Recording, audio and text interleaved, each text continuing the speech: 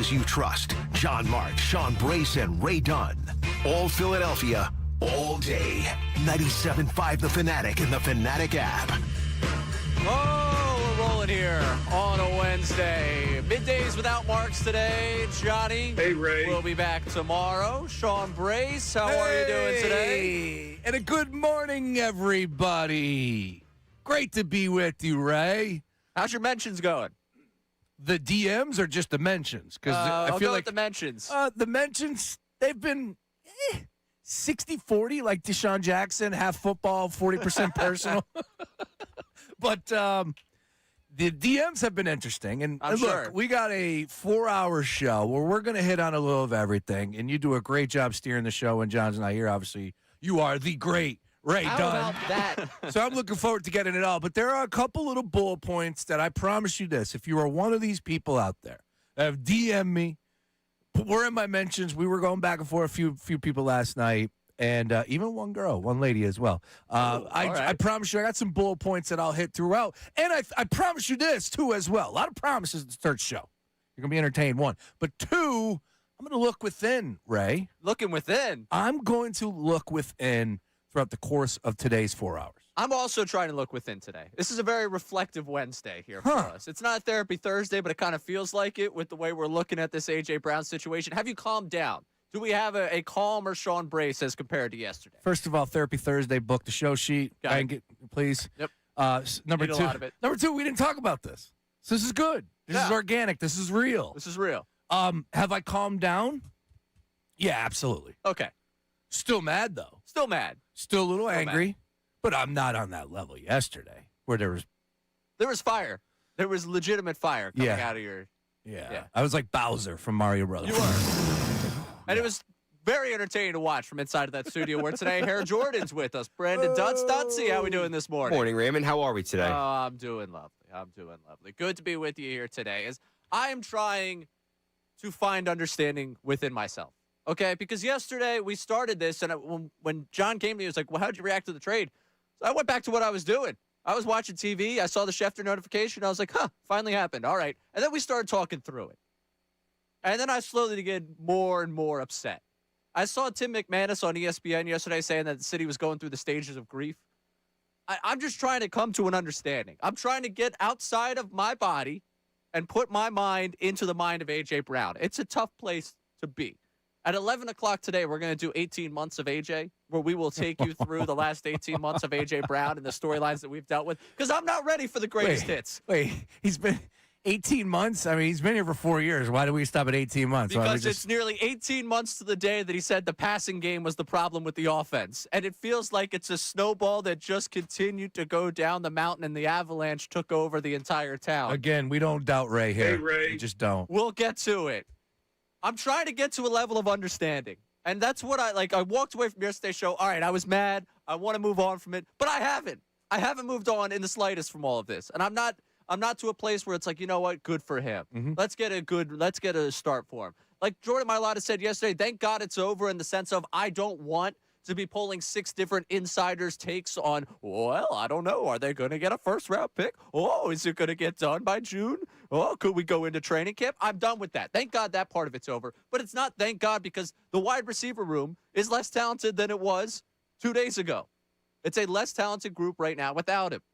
And we go into a season where they're trying to evolve this offense. I would imagine it's a lot easier to evolve this offense with a top flight talent like A.J. Brown. And I'm trying to step outside my body here and understand from A.J.'s perspective. Okay. How great it to go play with Drake May? How great is it to go play for Mike Vrabel? How awesome is that? He says it's almost heaven. And this is where I start to lose all my understanding. Yep. Because he does the intro presser yesterday, and they carried it on Unfiltered.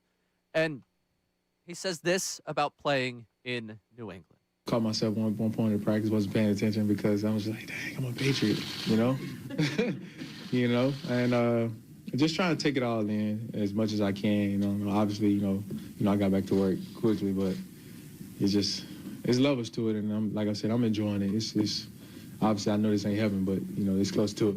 So if that's close to heaven, one practice in New England, I'm just curious what 4 consecutive playoff berths, a pair of Super Bowl appearances, a Super Bowl win is supposed to be. not fulfilled by the fact that you won a Super Bowl, but it's almost heaven to be up there with Mike Vrabel and Drake May. What is the deal with the Vrabel? What does Vrabel have over everyone that he has this aura where everyone just loves being in the guy's presence? I'm just curious. Again, we've got multiple examples this offseason of people that are ready to throw it all away for Mike Vrabel. Which one do you want to start with? We'll start with A.J. Brown. I was going to say there are different strokes for different folks, literally there. I would just say from A.J. Brown's perspective, like you said, I think it's important for us to take just a deep breath today.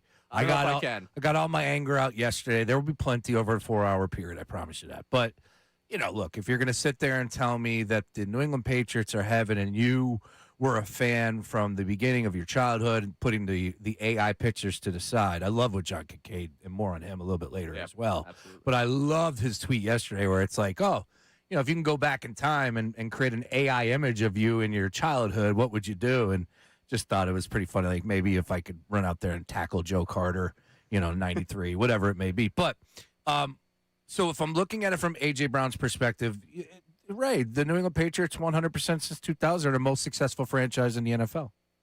There's no denying that. 11 Super Bowl appearances, most in NFL history, 6 titles, I want to say. I don't want to shortchange them any, but at the end of the day, I understand that point. But when you say things like New England is heaven, as you said, what the hell was Philly? At worst, purgatory? It's a pretty nice purgatory. Yeah. Oh, yeah, sign me up for an attorney of that. A 4-year prison sentence? Is that what you served down here, AJ? The place where you won a Super Bowl, played in 2? You had the most success as a player. You wanted to come here and team up with your guy, Jalen. I don't know if he was thinking beyond, I'm really enjoying and I'm just putting everything behind me and this isn't a shot at Philly. But he knows what he says. Now more than ever, we're going to have the magnifying glass. So that's the first thing you see yesterday. It's like, all right, dude, I get it. You're happy to be a Patriot, but don't go talking bad about Philly like that, in that manner. And I get it. Maybe we're reading in between the lines or reading, between the lines. Us in Sports Talk Radio? No. Yeah, but you know darn well what comes out of his mouth. He knows what's He's going a calculated guy. What's going to come with it. I'm just curious for people today, and you could get it at 610-632-0975, whether you're calling in or hitting us up with the Davis Honda text line, voice memos, or the regular text. I just want to know from people if now that we've moved 24 hours from it, because it's not a shocking trade. Like I said, I was sitting there, I was watching TV, I saw the Schefter notification, and I was like, well, show sheet's done itself for tomorrow. Glad we could put that together. We know what's going to happen now. I want to know if you've come to a greater understanding of A.J. Brown after a day. If you've been able to separate the emotion. If you've been able to take away from it, you know what? Maybe it did run its course. I am happy for the guy. It's good for him to get his fresh start. It's good for us to get our fresh start. It was time for everyone to break up. Because I'll be honest with you, I haven't. The relationship's been dead. I know the relationship's been dead. But I'm hanging on to the idea of what the good times were. I'm hanging on to what it could have been, what it should have been. He said when he got here, it was the only jersey he was ever going to wear. Now, we have about 1,000 examples of players getting traded somewhere, signing somewhere, saying that, and that not being the case. So I'm not dumb enough to believe that that's actually genuinely what he believed when he said it. But I wanted to believe it in that moment. When he got traded here, I'll never forget where I was. I was having my last Thursday night at college at Maxie's. It was awesome. Oh. It was a great time. Great spot. Bar was having the time of our lives. There was a draft. Yeah. Was that first NFL round? draft? First round draft? Yep, first round. Eagles had hit a new level. We were fired up. Everyone was like, oh, my gosh. Yep. And I was like, I have to stay in the city now. This Eagles team's going to be good. There's no way I could take a job somewhere else. I got to find a way to stay in the city. Luckily, I did. And it was the idea of what they could be. And for 4 years, it was great. I'm still upset that it's not going to continue. And it's not that I'm denying that he wanted to be out of here. He wanted to be out of here. It's not that I'm denying they had to move on. They had to move on. But why couldn't this be enough for you? Why is New England heaven? I'm just struggling on my level of understanding. Can I take myself outside of my Eagles fandom and find that understanding for A.J. Brown? Have you been able to do that at 610-632-0975? Because on top of that, I know you've calmed down, but there's a part of me that wants to see maybe just your head explode a little bit when you hear A.J. Brown talking about Drake May. Very well given could the Jalen guy that you are. Very well could happen. We're going to play that for you coming up next. A.J. Brown talking about Drake May, the love that he has for the idea of playing with Drake May. and the pressure that's now been placed on the quarterback. And you even got into this a little bit yesterday about the head coach. Yep. The former wide receiver here in Philadelphia had some things to say about Sirianni and the A.J. Brown dynamic. And it seems like he's got a bit of a relationship with A.J. Brown. So we'll get that all for you coming up next. We want to open with the question of, have you found a level of understanding for A.J. Brown? Have you taken the emotion out of it now that we've moved on to the next day? You can jump in at that 610-632-0975. Alongside Sean Brace, I'm Ray Dunn. This is Middays Marks, 97.5, The Fanatic. Guts.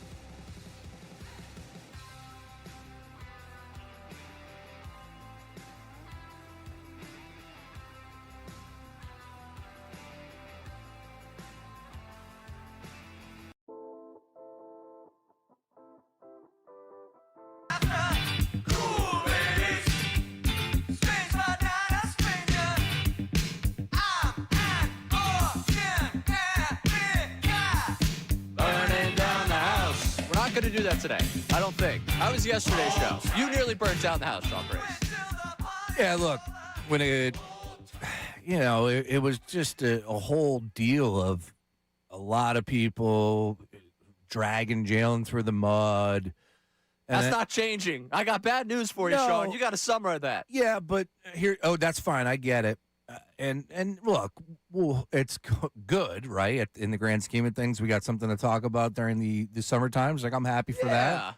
Okay. And it's not forced. It's not contrived. It's going to be an honest discussion about this offense, about what we're excited to see with Mannion, all these new pieces. I'll tell you what. I'm telling you, like, Eli Stowers is the guy for me. Long way to go. Long way to go. We know what his deficiencies are when it comes to blocking, which is a huge concern. But, man, I'm not a guy that takes lightly at the opportunity to look at another man's frame when it comes to out there on the field. Oh, we're having a Stour hour? Oh, the Stour hour it's going to be rocking. He's a big boy, man. Big body, 87 out there. Do you see those mitts, those big paws going up and grabbing the ball? Are you in love? I am starting to talk myself into Stowers being a bigger piece to the puzzle this year than Mekhi Lemon.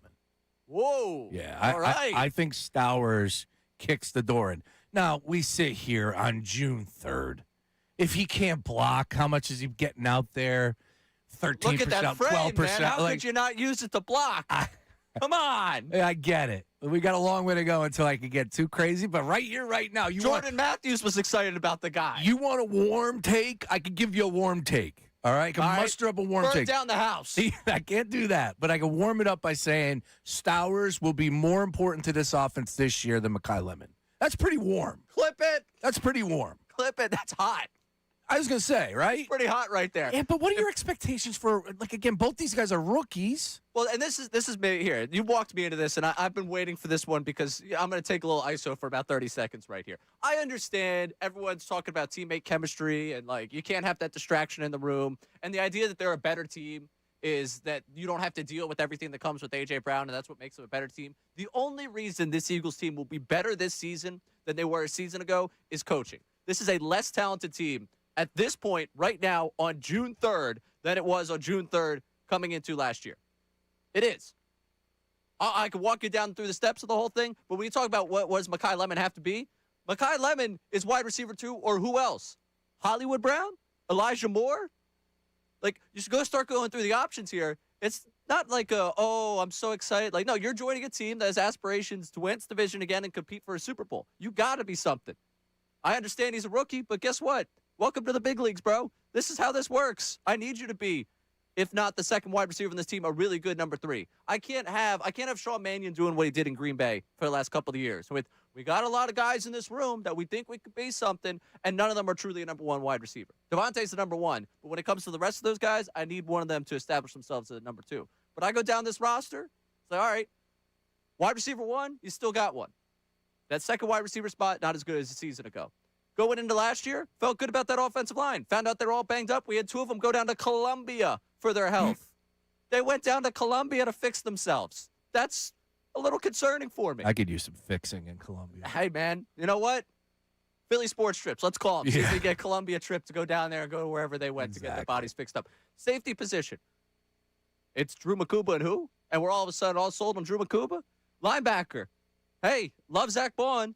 But Nakobe Dean, when he played last year, was pretty close to an all-pro level. I understand why he didn't bring it back, but Jahad Campbell, again, was banged up this offseason, missing time. Trotter Jr. picked off Jalen Hurts yesterday. All right, there you go. You know what? We're saved. We're saved. There you go. No, just quickly on the Mekhi Lemon take, and it's early, so please, you could clip it, but whatever. No, clip it. Clip it. They're contenders in the East. Mekhi Lemon right now, as far as production rookie season this year, 3rd behind Carnell Tate and Tyson. Tyson obviously goes to the Saints. That's a pretty good spot. Tate with the Titans. It's a pretty good spot as well as far as production is concerned. Mekhi Lemon 3rd, 883 yards, 5 touchdowns. That's what they're predicted here. Would you sign up for that right now? That's 883, yeah, I'll sign up for that. That's kind of where I'm at with Mekhi Lemon. Well, then if Stowers has a bigger impact, then what's Stowers doing? I think Stowers is going to be a red zone freak. All right, so he's taking, instead of Goddard having 11 touchdowns, it's Stowers this year with 11 touchdowns. I think Stowers is just going to be. It's going to take a minute to catch on to him. But you've moved on so quickly from A.J. Brown that you're now talking about Eli Stowers. Dude, I've been studying up on the 13 personnel. All right. Johnny Munt underneath. He's over here. You got I get it. We'll save that for August. We got Moshe coming up at 1 o'clock. Let's go. I know he wants to fire it up. Let's talk some X's and O's. Yeah. What he loves about Eli Stowers. But we started out today, and I'm curious for you, at 610-632-0975, whether on the Davis Honda text line or if you want to get him by phone call. The level of understanding that you have found with A.J. Brown. We were emotional yesterday, as we should be. This is one of, if not the, greatest receiver in Eagles history. One of, we'll go with the one of. Bank the show sheet. I want to wait till Johnny Mark's here because he seemed very passionate about that idea. That's right. But one of the greatest wide receivers in Eagles history that's been traded. And been traded because the guy didn't want to play here anymore. Have you found a level of understanding as to why that is? And have you started to let the emotions be removed here? Let's go to Delaware and talk with Steve at 610-632-0975. Steve, you're on 97.5 The Fanatic. Hey, what's going on, guys? Good morning. Morning. So I have come to it. I was on the fence because I was still of the mindset that he was still going to be here because the cap hit, how much he was going to cost other teams, and everywhere wasn't really sold on him, and he really wasn't getting a lot of real interest outside of the Patriots. I say this kindly, that, Steve. You were an AJ trade denier. Yes, I was. I was. because I didn't see it. I didn't see a team really wanting to go that direction with the older receiver like him, even though he was a Pro Bowler. Mhm. So I thought that, hey, he was going to come back. Now, I have accepted the fact that he's gone. So I would like to have him here because I love to have him more firepower in the receiving room. Because I'm just not sold on the additions that they brought in. And I'm not really, I don't know what Mekhi Lemon is just yet. So I would prefer them having two number one wide receivers as opposed to having one. But, hey, I thank him for being here. I thank him for what his contributions were because I understand what the receiving core was before he got here. And I'm optimistic of what the receiving core can be. I just going to kind of reserve that. But, I mean, hey, I'm ready to turn the page on that chapter. Okay, so you have a level of understanding that I just am not yet there with. I want to get there. I keep talking myself through it. He's good buddies with Mike Vrabel. Mike Vrabel's just a wonderful guy. Everyone wants to be around Mike Vrabel. He's just a really authoritative presence that A.J. Brown gravitates towards and people gravitate towards in general. Well, he proved his worth last year, right? Yeah. He made me a believer. I get it. I get that. Drake May.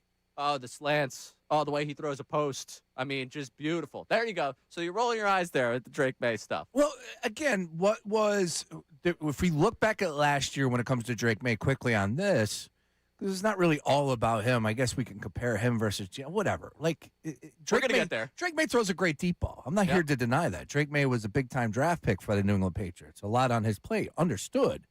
But if I'm not mistaken, last year, a lot of the success for Drake May and the Patriots was based off of what? Strength of schedule, right? That was something that was true in the grand scheme of things after it all played out. Because as competition got tougher, obviously the playoffs, what did Drake May do exactly? I don't remember him ripping it up and being this franchise quarterback. I'm telling you, dude. Week 1. He's a good quarterback.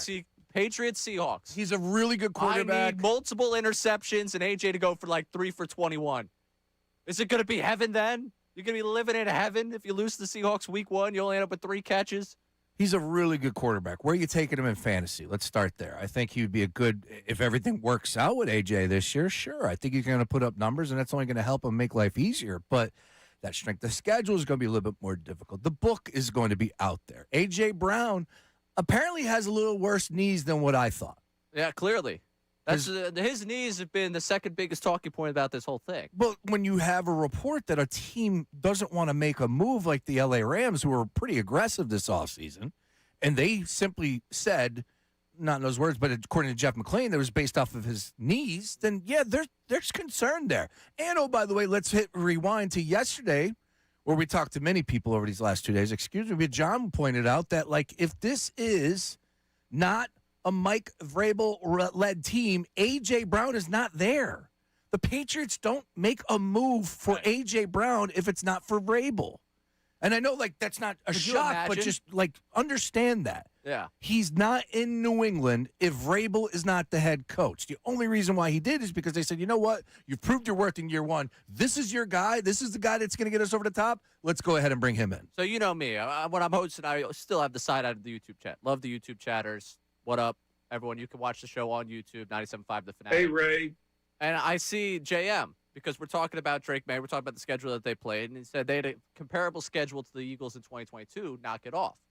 The thing I'll say to that is, and I know JM's not a Hurts guy, for people that want to say that Hurts had his one shiny moment in 2022 and then want to compare what the Patriots did against that schedule this past season, then you're saying that Hurts took advantage of that schedule, isn't the quarterback we thought he was. Drake May could very easily go down that same path. Yeah. If you are making that comparison, there could be a parallel for those two players. I think there's truth behind all of that. I do. I think, of course, when the schedule is easy and you're able to beat up on some bad opponents, of course. We looked on the schedule. It's not hard to sit there and say, oh, well, they got the Raiders. They got It was a cupcake schedule. The Bucks and then the Saints, like in 3 straight weeks. Like, yeah, you hope to go 3-0. This isn't rocket science. And I think with the conversation there about Drake May and the Super Bowl, like, look at what it was. Yeah. That was sad.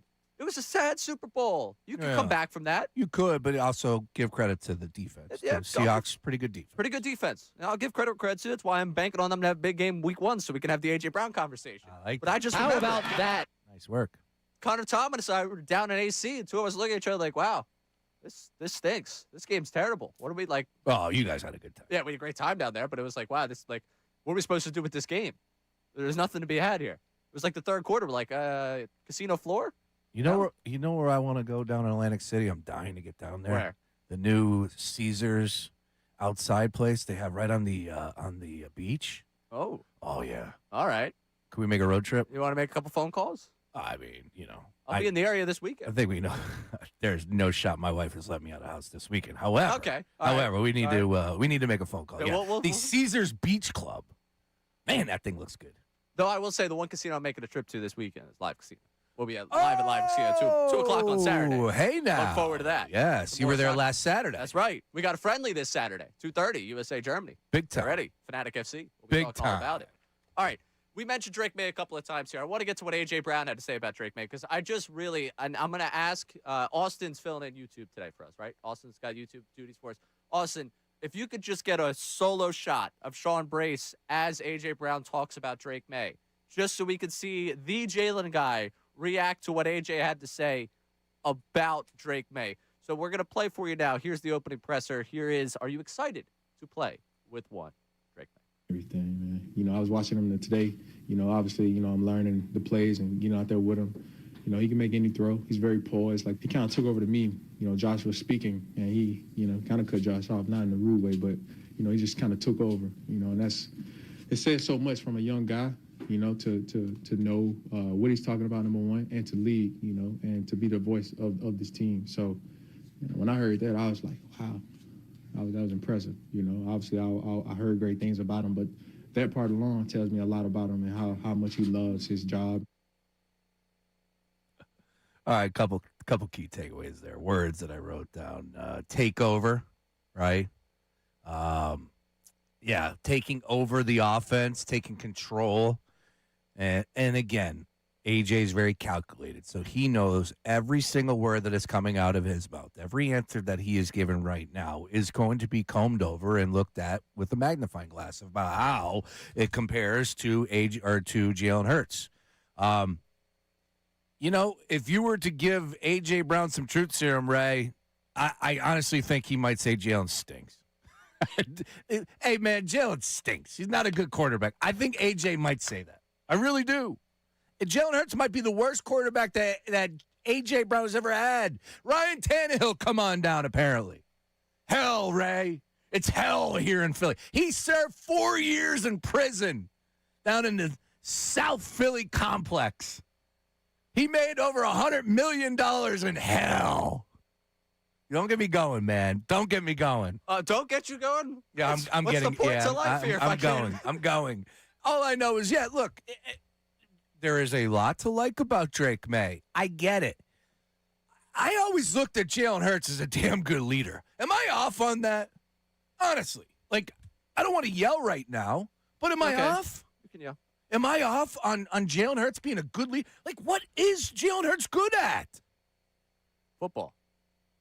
Apparently not. I believed he's good at football. I thought he was a good leader.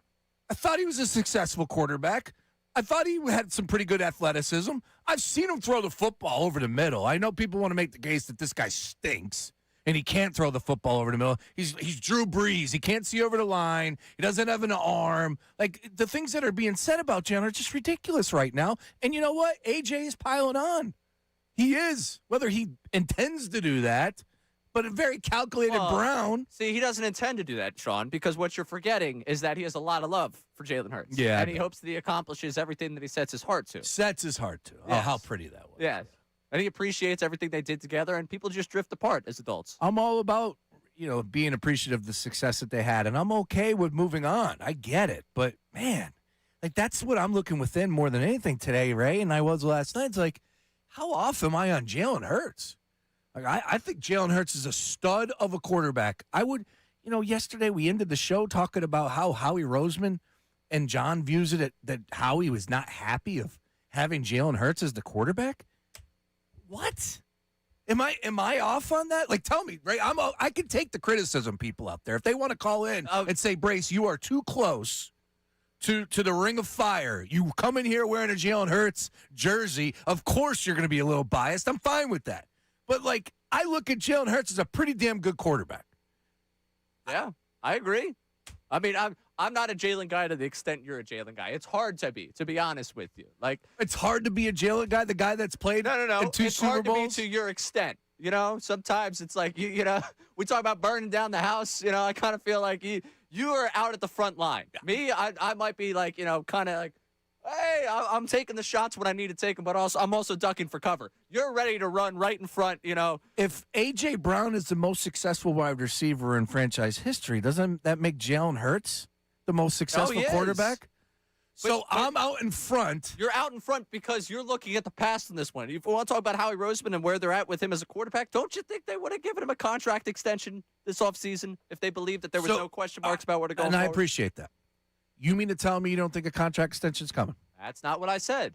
I said if you were the Philadelphia Eagles and you had no doubts about where this was going with your quarterback, wouldn't you have given him a contract extension this offseason? Haven't you already rewarded Jalen?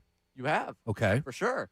So this on that contract, yeah, sure, he's played very well. Of course. I don't know if it benefits me as a franchise to sit there and say, like, okay, let's pay you on the pass. No, I got to be smart about this. Right. I still believe You that pay he's him for the future. I And still- if you have belief in that future, why don't you take care of it now before the market goes up? I think the market handles the market's going to handle itself no matter what. You're right. You can save a couple dollars. I'm fine with that. I'm not going to argue that. But I still believe if you're going to ask me today on June 3rd, Jalen Hurts gets extended, absolutely he does. I believe it too because I believe they have competent coaching this year, which will help. And I'm hoping. This is now my hope. I believe they have competent coaching, and we're going to get to that later on. Okay. Because, my God, Sean Mannion must be the most impressive man that's ever walked this earth. Oh, he is. Like, the Dos Equis, most interesting man in the world, bows at the feet of Sean Mannion. Sean Mannion gets into work at 12:01. He goes home at 11:59. Man, He Sean's sleeps here at all hours of the day. Thank you, Coach. 2 minutes. He sleeps 2 minutes. He is awake for 23 hours of the day, just locked in on football. And he knows more football than Bill Belichick, Bill Parcells, and any of your favorite, Vince Lombardi, all of them combined. That's the love that's been thrown at this guy's feet. So I believe you got better coaching this year. I'm hopeful that the trip down to Columbia bore fruit for our offensive line. Yes. That everyone that was dealing with something there is in better shape come this season. And I also know that I believe in Vic Fangio. So, yeah, I believe this is going to be better. I believe for that reason. I don't think they're as talented as they were. Jalen season Hurts signed a 5-year deal, 2023, April 17th.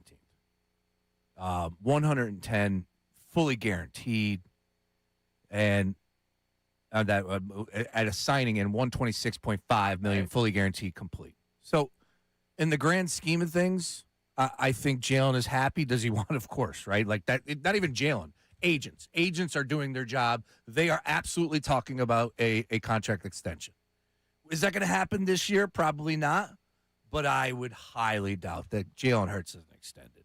So I'm not even trying to get caught up in that conversation because, like, he's earned that, right? Like, these quarterbacks aren't just out there. Look around the league. You got Aaron Rodgers. He's 49 years old. He's a starting quarterback. Look at the Dreck that's in Minnesota. It's supposed to be really good up there with Kyler Murray. Get out of here. Right? You look around the league, there's not like plentiful quarterbacks out there. And this is, I'm going to quote this guy. Honestly, it hurts me. But for a long time, Colorado, when we would talk about Sirianni, yeah, Love I know. it. Love hurts. It. Love it. He would always drop this line, and it's been ingrained in my brain because I had to listen to him say it 1,000 times. Sometimes the devil you know is better than the devil you don't. And it's not to call Jalen Hurts devil, but it's to say that you know what the Jalen Hurts experience is going to be. They've been to the playoffs 5 times now. You know where kind of the floor feels like with Jalen Hurts leading this team. You don't know if you were to move on and you were to go somewhere else what it would look like. That floor is pretty nice. It's a great floor. It's a very really nice floor. Nicer than any floor in any apartment I've ever rented, lived in. Floors USA came down here. It's all spot, nice, Yeah, I was clean. going to say, nicer than this floor. Yeah. With all due respect. That's a really nice That's floor. a really nice floor. I mean, I can sleep on that floor. I'm happy on the We could floor. get an official flooring company of the Fanatic. Are you happy with the floor? Like, I'm happy with the floor. If they're making the playoffs every year, I could sign up for that. Certainly. I'd like things to talk about in January. Yeah, we need to enjoy the regular season more. I always yell about that. We'll get to that. That's a conversation for another day. I want to go because, you're at the front lines. You're the guy leading the charge in the Jalen conversation. I think David from Drexel Hill is trying to jump in and run with you here. David, you're on 97.5 The Fanatic. Hey, how you guys doing? Hey, listen, you know what's funny when you talk about Jalen, what people don't want to understand, even from the Super Bowl to now, if you take Patrick Mahomes, who's had a better time since they played in the Super Bowl, Jalen or Patrick? And I don't hear nobody talking about get rid of Patrick. You know, I mean, we are Jalen talking has about guys played that have better. accomplished two different levels here. I get that it hasn't been a great year for It's not the two Chiefs. different levels. Are It's you? not Mahomes versus Jalen's not two different levels. No, because Jalen played him twice. Even though Mahomes won the first time, Jalen played better than him. And it was the team that made him lose. The second time since the second. And here's what I get caught up on because I don't want to sidetrack. No, it's fine. Everybody always don't talk about the past when it comes to Jalen. But that's all we compare with Patrick and Holmes is his past, not what he did lately. Yeah, I'm just It's saying, his if you look at past. the full body of work from Patrick Mahomes, would you not believe that there's more to Patrick Mahomes than what you got from Jalen Hurts? I love Jalen. I love what he's given me. But let's be honest. David, Well, when I look at the last 5 years, Yes. it's a tight call. And I'm looking at this. Here's what blows my mind because last year everybody said Jalen had a bad season, and I was mad at him for not running at certain points. Even though they called back some of the running plays he did, the line messed up and got plays called back. But here's the big thing about Jalen. In a bad season, he had 25 passing touchdowns. It's only 4 quarterbacks in the entire NFL that had 3 or more touchdowns than Jalen in a bad season. A man that can't throw and now jump to A.J., right? Every success A.J. had, it comes from Jalen. Jalen's the one passing him the ball. He's not like the running back. I get the ball and run on my own in the line. No, Jalen's passing him the ball. And for people to think that Jalen's not important to A.J., and I used to call y'all station and argue this point 2 seasons back. I used to say that Jalen and A.J. was so close that A.J. was talking for Jalen when he talked about how bad the offense was and they need to throw the ball because really Jalen wanted to throw the ball a lot more. He wasn't really trying to pass, every time to the running back. He wanted to throw the ball too. But A.J. was the one speaking up. So I never got mad at A.J. for that. Now, with what's happening now, yeah, some kind of something between them. But the fact is, you was my kid's godfather. We're not talking. Hell, I got a best friend I've known for over 50 years. Me and him split up a little bit. Yeah, But I it still gonna happens. help him. People drift apart. I got you on that one. Great call, David. Great call. You know what? I need to speak up a little bit more with my chest. Thank you, David. I appreciate that. right. I needed a little poke. That's what I needed right there. A little kick in the rear sometimes, Ray. Yeah. I'm a coach for 5, 6-year-olds. You can't get after them too much after school. You know, especially when they had field day, as they did yesterday. My kids were dying out there in the field. You should see, man. I'm the assistant coach, and my head coach is like, hey, Sean. Like, Oh, you're a little much. Yeah. I could believe that. I'm not a little much. I could believe no, that. you know what I am? I respect the game, right? Yep. All right, and you got to instill it in their heads at a young age that you can't be playing in sand, laying on the ground. You got to be on your feet at all times. All right, the bar is low. The bar is low for me as a coach. I kid. But great call right there, and I need to speak about it for a little bit more with my chest. I agree. It was all the success that AJ has had is because of Jalen Hurts, and AJ believes he could have more. Okay, and you look at those numbers and you say, "Damn, man." Well, we'll get. You had a pretty good run. We'll continue with this comment. I just want the Patrick Mahomes guys. Like he's being compared to Brady. Like can we? Well, can we just? I like Jalen. I don't want to be the guy that has to go like full bore against Jalen because you're doing the comparison to Patrick Mahomes. How we bring another quarterback like Dak? Can we go Dak? Yeah, let's levels to this game. Let's let Patrick Mahomes be Patrick Mahomes. Coming up, one of the things that's upsetting me about this whole AJ thing is the ungrateful nature of our neighbors to the north. And not really our neighbors, but those guys up there in Boston. Oh, I thought you were talking about Canada. Those folks. No, I got nothing on Canada. Right, we're hosting a World Cup with them. I'm good. Yeah, you're right. Yeah. Can we just be grateful if you are a Patriots fan for having A.J. Brown now? The level of, oh, my gosh, I can't believe they did this is stupid and annoying me. I want to get to that coming up because it's our friends up at the Sports Hub and you know the whole Boston market with the way they're reacting to the A.J. Brown trade. Alongside Sean Brace, I'm Ray Dunn in for Johnny Marks here at Middays with Marks.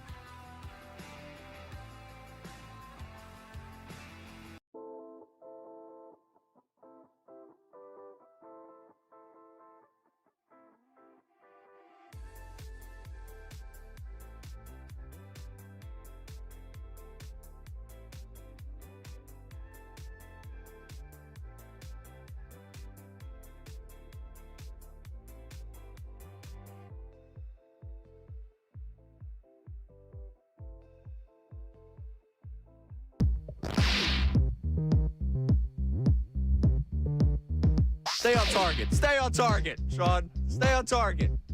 I'm Ray Stay Dunn. on target. Let's go. Middays and Marks here on 97.5 The Fanatic. Talking about what else? A.J. Brown. I tweeted. It was literally my takeaway in the moments afterward. Oh, man, we got to find something else. Aaron Nola's back. Back. We're declaring him back, right? How does define back? You don't turn the TV off while he's pitching right now. Huh. Well, I don't. Yeah, I don't. Okay. That's why. Nick Castellanos in town. That story's not going to last for a while, but that's something else.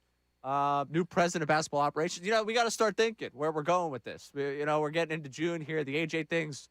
It happened. It finally happened. It did. We finally got an answer. One quick thought of just the Padres and Phillies real quick. I just want people to realize I believe the Padres are a good baseball team. So they go out there and they sweep them. Okay, they swept them. I think we have a good club. And then taking that game 3-2, love the fact. I really dug what Harper said. You got to win the one-run ball games. I think there's truth behind that. Again, it's June. That's all they know. It's June. It's June 3rd. How many blowouts have they won? We got a long way to go, Ray. We're going to add a really big bat coming up here on August 3rd. All right? I can't wait. Bank the show sheet. 2 months from now, 60 days, there will be a big-time right-handed stick. Now, well, maybe not right. I hope. Please, God, don't add another left-handed bat to this lineup. So help me. I think you get two. You get a right and a left, okay? So we'll split there. Right, yeah. But that's in 2 months. Anyways, let's not just bury the Padres. That's a good baseball team. It's a good club. We have a good club. And the Phillies have made the most of their opportunity against that team. Hopefully more on that. Yeah, we'll dive into that a little bit. Yeah. So this was the Sports Hub. Yesterday, they're continuing to break down what's going on with, obviously they got to break down what's happening up there. Felger and I believe it was Greg Bedard that were breaking down, what happened? The Patriots, did they get taken advantage of in this deal between the Patriots and the Eagles with A.J. Brown? Did Howie Roseman take advantage of them? How tough is this deal for the Patriots? Meanwhile, they just landed A.J. Brown. Take a listen to what they were saying up there on the Sports Hub. I don't really care about the 5th round pick, but the league thinks that was Howie Roseman threatening to delay the timing. That Howie Roseman went to them, been like, I want more than the 2028 first round pick. So in order to do right by my owner, we're going to hang on to him through at least the mandatory mini camps around the league, see if anybody gets hurt. Could hold him until training camp. Who knows? But, that's just not enough for us. So we want a sweetener. And the Patriots faced with, how many PR nightmares have they had this offseason? Can you imagine if this started to drag out over weeks, the PR nightmare that would have been? It's just so foreign to me, Greg, between the Crafts primarily, but when Belichick was here too. He would tell Howie to go F himself. There was a time the Patriots would say, they hold him. Yeah, Howie, why don't you bring him into camp with you guys? Why don't you have him go play catch with Jalen Hurts? See how that goes. Good luck. Too much has happened this offseason. You know what I mean, though? It's been such a disaster. Like, the Patriots couldn't afford it. But this is what I'm saying. They got beat up by Howie Roseman on this. They did. Is that not basically what they should have said? Or what they probably did say? It's a 5th round pick. I understand that's the organization that took Tom Brady in the 6th round, so they have a real affinity for the 3rd day of the draft. Mm-hmm. But are we pretending like Howie Roseman landed this knockout punch by adding a 5th round pick to this deal when he gave up A.J. freaking Brown to a team that was in the Super Bowl last year? Little sweetener. Again, it comes back to what the Rams said. And if you believe the report from Jeff McClain, there was a team out there that didn't want him. And, oh, by the way, because of his bad knees. And, oh, by the way, this is the only team. I could see it from their perspective. I'm with you in this discussion. You got A.J. Brown for a 1st round pick for 2 years. He's on the back 9. But you're not trading for him for 2029. You're trading for him right now because you have a quarterback that you believe in. You won 14 games a season ago. You were in the Super Bowl. Like the way we've seen the reaction, maybe this is just the the tone of them. Yep. And maybe this is the tone of the programming up there, and maybe this is just the way they react to things. So. Excuse me for living in this market my entire life and not living in Boston. I understand how negative we could be. But it's kind of as if they sent them Jalen Reagor. Like the way they've had this reaction to acquiring A.J. Brown. Oh, it's an overpay. I don't know. I'm not too thrilled about this one. The guy's a problem. It's like, no, they sent you A.J. Brown. You know what he's going to be? Happy for the first 2 years. You know, he enjoyed 2022 here in Philadelphia. 2023, maybe not. You know, there's some talk out there as to maybe why that was the case. But 2022, he enjoyed it. You want to know how I know that? Because after the season, How we get it done. he was talking about a Hurts contract extension when he said that. That's what he was talking about. The guy that we've talked so much about, the relationship, the dynamic between the two of them, he was saying How we get it done. about the extension for Jalen Hurts. At one point, he was in love here. At one point, he loved being here. He's going up there to a coach he loves, to a situation in which they won 14 games a season ago, went to a Super Bowl. And they're sitting up there like, oh, God, can't believe we gave up that first-round pick in 2 years for this guy. Well, you look at a few of the names that were traded in the past few seasons for that involved a first-round pick. You got Waddle, of course. You got Tyreek Hill, Devontae Adams to the Raiders. You know, you can go back to Diggs. I think he fetched a first-round pick. You know, those are big-time names. AJ is on that list. He's on that level, but clearly there is some things that are catching the attention of some decision-makers to the point that, you know what, there was only 2 teams that were actually interested, if we believe the reporting, and that's the Rams and the Patriots. I think, honestly, if from my perspective, right, if Howie only got that first-round pick, I'd say it's a good deal. I still say Howie won the deal. That's fine, right? You knew with everything that took place with AJ wanted out. You're just glad you got a first. That's it. But relief. But the fact that he got that 5th, that sweetener, I sit here before you and I say Howie Roseman won the deal. He won the trade. All right, where's the Jimmy Johnson draft chart? How many points did I put up here with the fact that they got a 5th?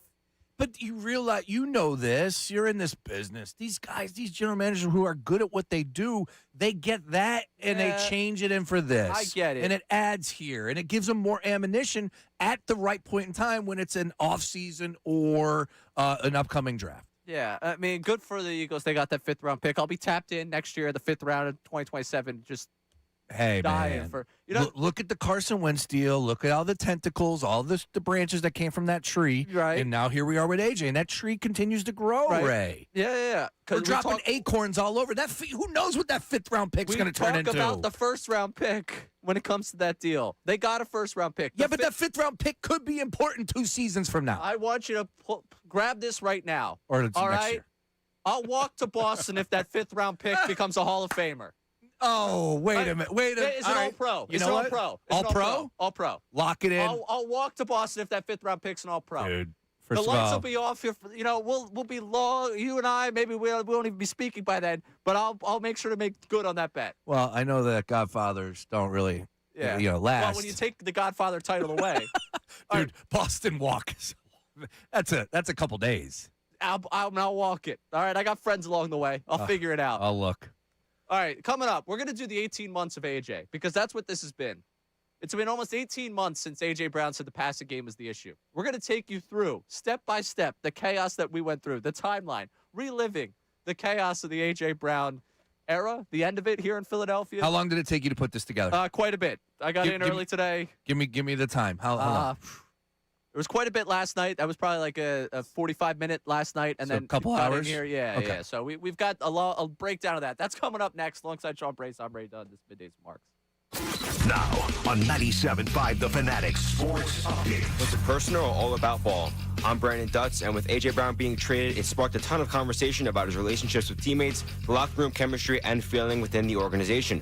Former Super Bowl champion Jahan Dotson joined Kincade and Salciunas earlier this morning and talked about why things went wrong. From what I saw and what I endured in my time in Philly, it was 100% football. Like I said, it was just trying to hold everyone to the highest standard because we knew the potential and the capability that we had with all the guys in that locker room. You can listen to the full interview on our YouTube channel or the Fanatic app. Other news coming out of the Eagles OTAs is rookie wideout Mekhi Lemon did not practice due to a hamstring injury, which could potentially sideline him in minicamp. The Phillies started off the homestand taking down the Padres 3-2. Aaron Nola went 5 innings, allowing just 2 runs, with Bryce Harper hitting his 14th homer of the season. Golden Knights took Game 1 of the Stanley Cup Finals, beating the Hurricanes 5-4, and the Knicks will clash with the Spurs in Game 1 of the NBA Finals down in San Antonio tonight, and what will be a rematch of the 1999 Finals. Reminder, you can listen to that game right here on The Fanatic. This update is sponsored by Mothers Against Drunk Driving. For victims of drunk and drug driving, your grief is unique, but you are not alone. You always have a place at MAD. Call the 24-hour victim helpline 877-MADD-HELP or visit mad.org. I'm Brandon Dutz on the home of the NBA Finals, 97.5 The Fanatic and the Fanatic app.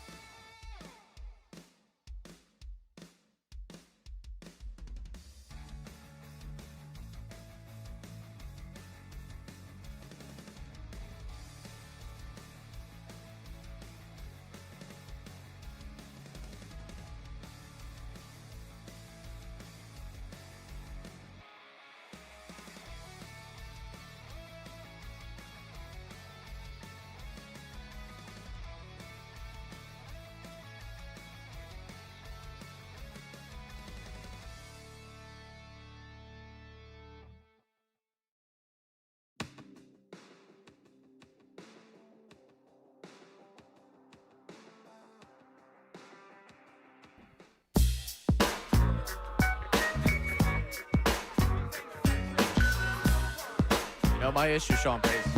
I can't wait. Oh, no, you got to hit, baby. I can't wait. You know, look. Hit the post here. Different strokes for different folks when it comes down to it. As a host, get to it. We got a lot. Anxious, man. There's so much to discuss. Right? So much to relive. Thank you, A.J. Brown. Thank you, Jalen Hurts. Thank you, Philadelphia Eagles, for giving us. No, thank you. Oh, No, thank you. I No. disagree. No. Sorry. You don't get this type of softball in June. Really? Like, think about it. From the Eagles' perspective, when's the last time we had something worthwhile Eagles in June to discuss? When Jalen, before the 2024 season, said Long that time cryptic thing about, well, it's 2 years ago. Yeah, it's still a long time ago. Well, we're going to go through the last 18 months for you coming up here. We'll get you there. We're going to get also to the text line, 610-632-0975. Davis on the text line. Don't want to disregard what we have going on there. You get voice memos in, get your texts in. But we talked on Monday. If the trade went down Tuesday, you would put together the 5 greatest moments of A.J. Brown's career. And then you came in Tuesday and you did the I Don't Bleep With You show when it came to A.J. Brown, and you did not want to celebrate the greatest moments of A.J. Brown's career. You were over it. Yeah, literally did the I Don't F With You, Big Sean style. Nice work by you on that one. Yeah, and I'm still there. So what I decided was instead of celebrating the good times, instead of reliving all of the great moments, we'll have some good moments in here. You know, there's a couple of good moments in here. I figured we would instead revisit what is the times that we've had in a segment we're calling 18 Months of AJ. Oh. Because coming up on Sunday, we will reach 18 months since the legendary, I'm calling legendary with this, post-game presser in which he was asked what was wrong with the offense, and he said passing. Excuse me, it'll be next Monday, June 8th. And that was the Tampa Bay game? That was the Panthers game in 2024, the year they won the Super Bowl, which set in motion pretty much what we've watched and what we've speculated on over the last last year and a half. Again, back it up. The Panthers game that they should have lost, They but should have won. lost. Leggett drops the ball. Correct. They should have lost that game. The Yeah. Panthers were bad. The Yeah. Eagles were very good. Yeah. We thought. Yeah. Can it be sustainable to win this way? Can you win so run dominant? The passing game looks terrible. What's the deal with Hurts? What's the deal with A.J. Brown? This is December 8th, 2024, setting in motion everything we've now talked about. Here is A.J. Brown following that game. Offense wasn't good enough. What are some things the offense needs to improve on? Passing. Passing game's the problem, which leads to, what does he mean by the passing game? Does he not like his quarterback? Is there something wrong with the quarterback? We've heard all those rumors for so long. The very next day, a guy named Brandon Graham, I think you've heard of him, right? You know who Brandon Graham is? BG. Thank you, 97.5. Brandon released Graham him yesterday. was, they released him yesterday. Was on a show. I don't know where, how, but the audio came out. And he mentioned that those two guys used to be friends, but they're not friends anymore. That was December 9th, 2024. They're not friends anymore. One's trying. 11 has to be better. The next day, we had Jeff McClain on these airwaves on the morning show. Repeat that one more time. One's trying, 11 has to be better. And that's from a guy inside the locker room who was respected and loved and admired, such as Brandon Graham. Interesting stuff there. One's trying, 11, what? I believe has to be better was the phrasing there. Okay. Just Or checking. Has to listen more.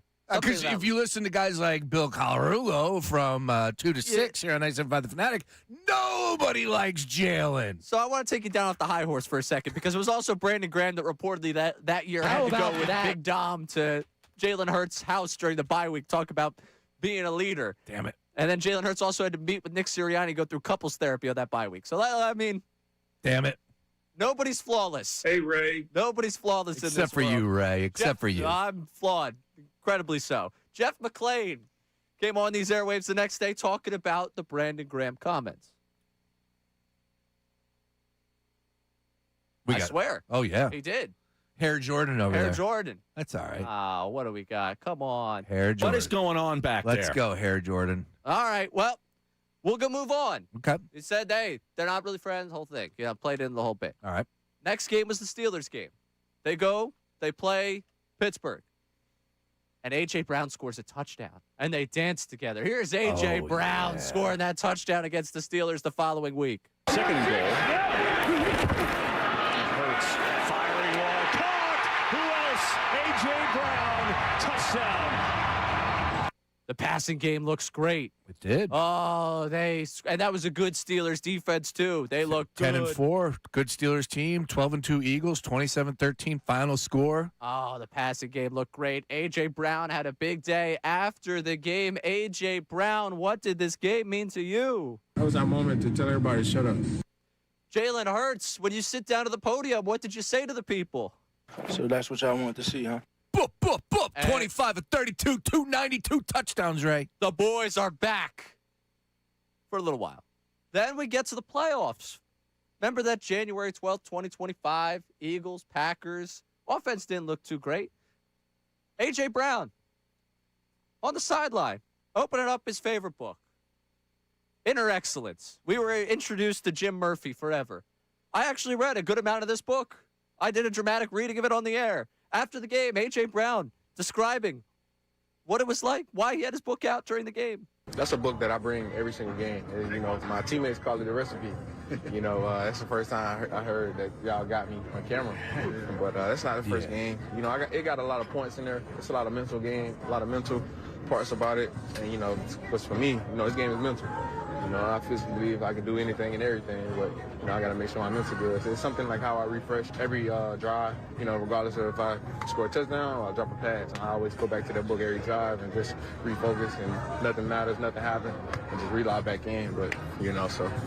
Oh, Inner Excellence, the world of Inner Excellence. What a week that was. Yeah, it's great when you play on a great team that's got championship aspirations and everybody's moving in the right direction, because then you can be an idiot reading a book on the sideline. You can do that. Look at me during a playoff game.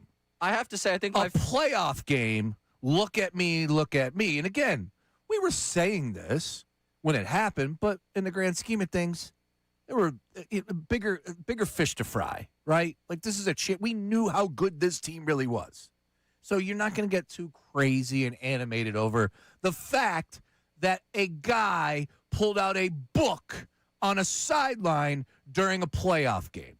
But I digress. It's all Jalen's fault. I think the Code of the Samurai was my favorite chapter of Inner Excellence. Yeah. I really enjoyed that chapter from Jim Murphy. So we got past that. They beat the Rams. Saquon runs through the snow. Jalen Carter with the big play late, saves them in that game. Then they go and smoke the Commanders. We did the whole Hard Rock Cafe conversation with them. Things are great. They're going to the Super Bowl. They're in the Super Bowl.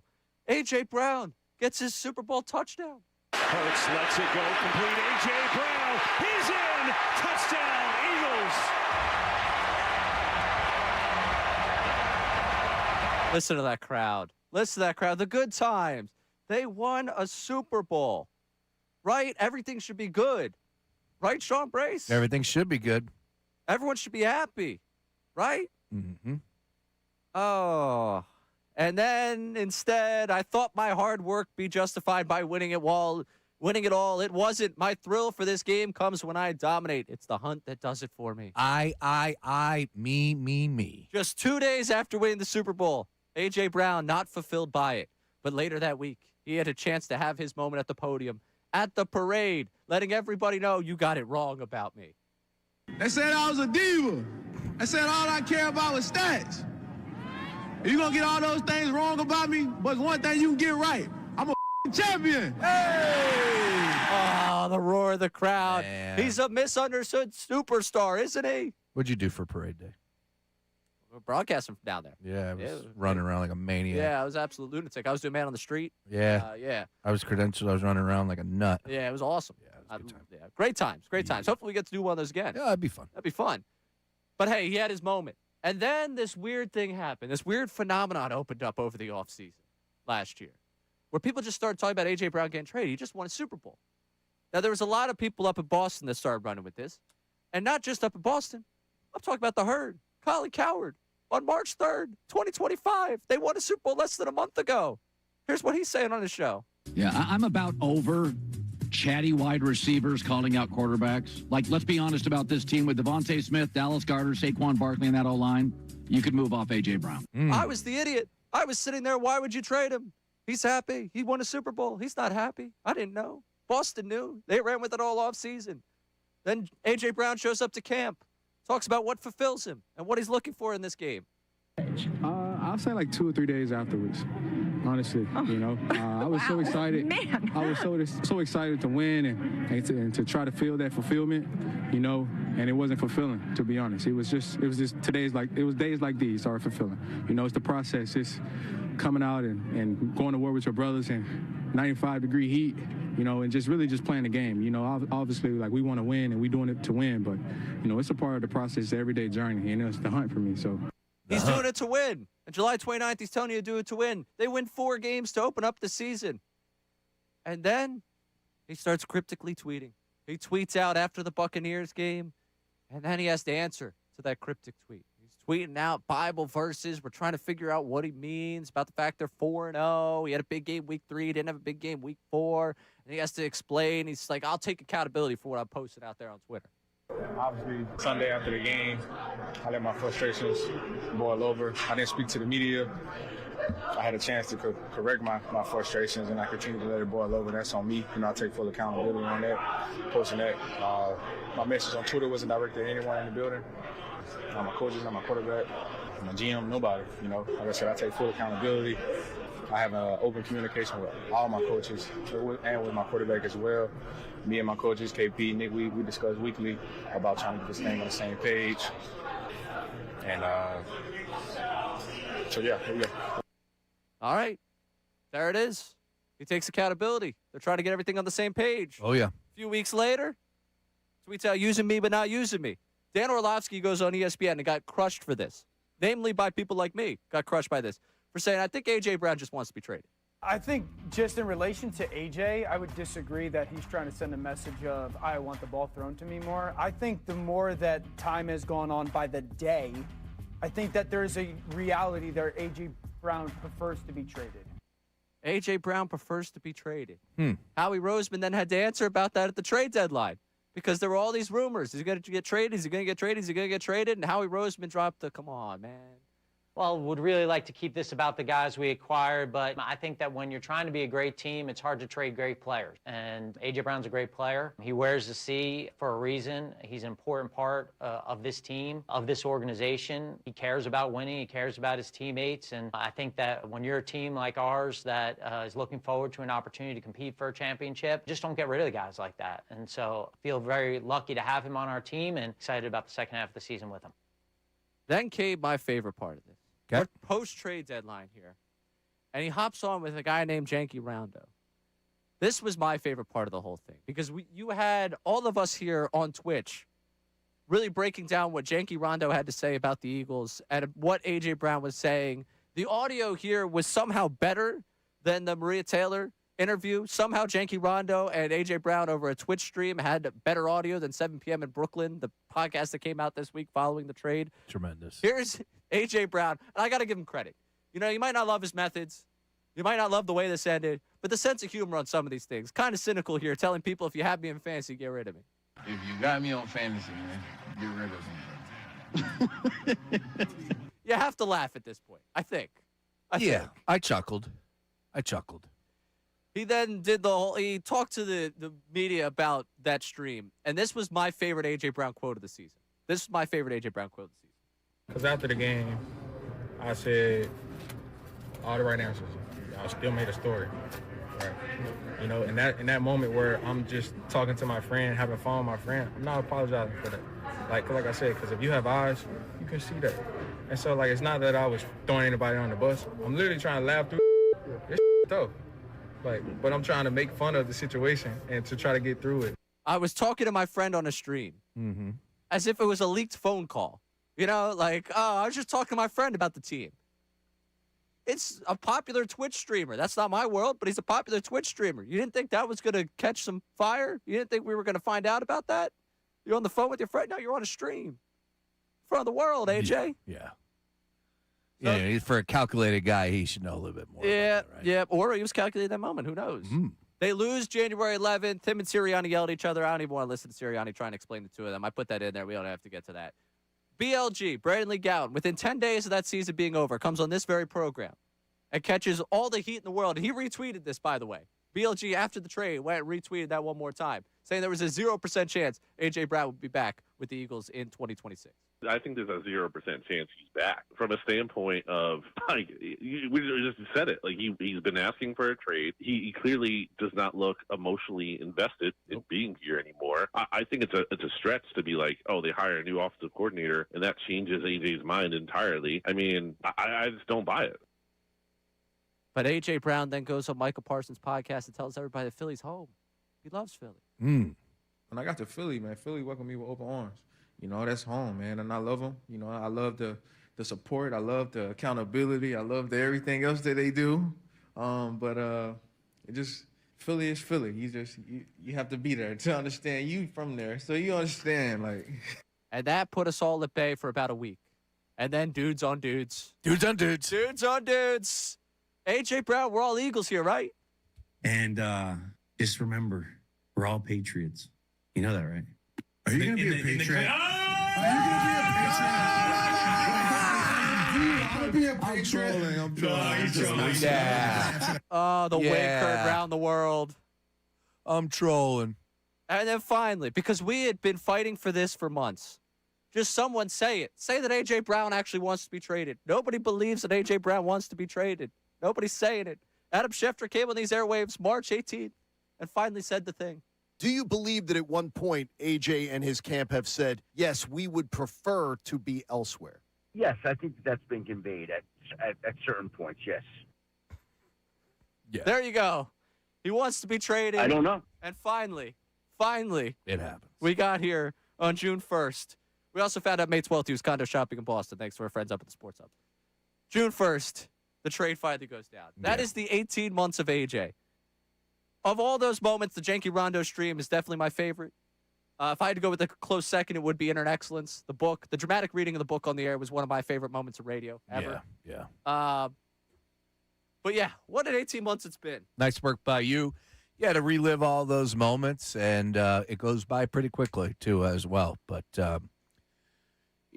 as we sit here right now with AJ in a different uniform and he got his wish, that's the big thing that hits me. It's all different stages, right? Like, if you brought me back into 2 years ago, of course, when he pulled the book out, I remember what I was saying. That hit me more than anything. We were going through it. It was like, it bothered me, but at the end of the day, you knew that they kept winning. You keep it moving. You know the issues. You know, like the stream. I didn't really have too much of an issue with the stream. Like, these guys joke. They have fun. And then now here we are today, and that's where I get a little bit more animated, a little bit more fired up because, like, this dude still never told us that he wanted to be traded. Still never said that he was unhappy. Still, we are trying to decipher what really took place inside his mind. And I don't know if we'll ever get that answer. But all in all, it was a great run. AJ is the New England Patriot, and we'll see what happens with the Birds moving forward. So, with that, we wanted today to get into the idea of, have you begun to find the understanding of AJ Brown? Have you begun to move emotionally past it, where you've gotten past your initial reaction, he's not an Eagle, and start to understand where AJ's come from? I know we have someone on the line that always understands where AJ's come from because he absolutely hates Jalen Hurts. We'll get to him. We'll get to the phone lines, 610-632-0975. The 5 stages of grief, right? Yep. Denial. All right, we're no longer there. Anger, I was yesterday. Yep. Bargaining, trying to negotiate or imagine ways the loss could have been avoided. If only I had. Okay. Yeah, I feel like bargaining might be where I've been for the last, 48 hours. Because I'm definitely not depressed, and acceptance is the fifth stage here. I'll probably skip depressed. Yeah, I'm not depressed. But bargaining, interesting. Are we at stage 3? I think I'm at bargaining. Okay. Like, why did it have to be this way? Why couldn't we have peace, harmony?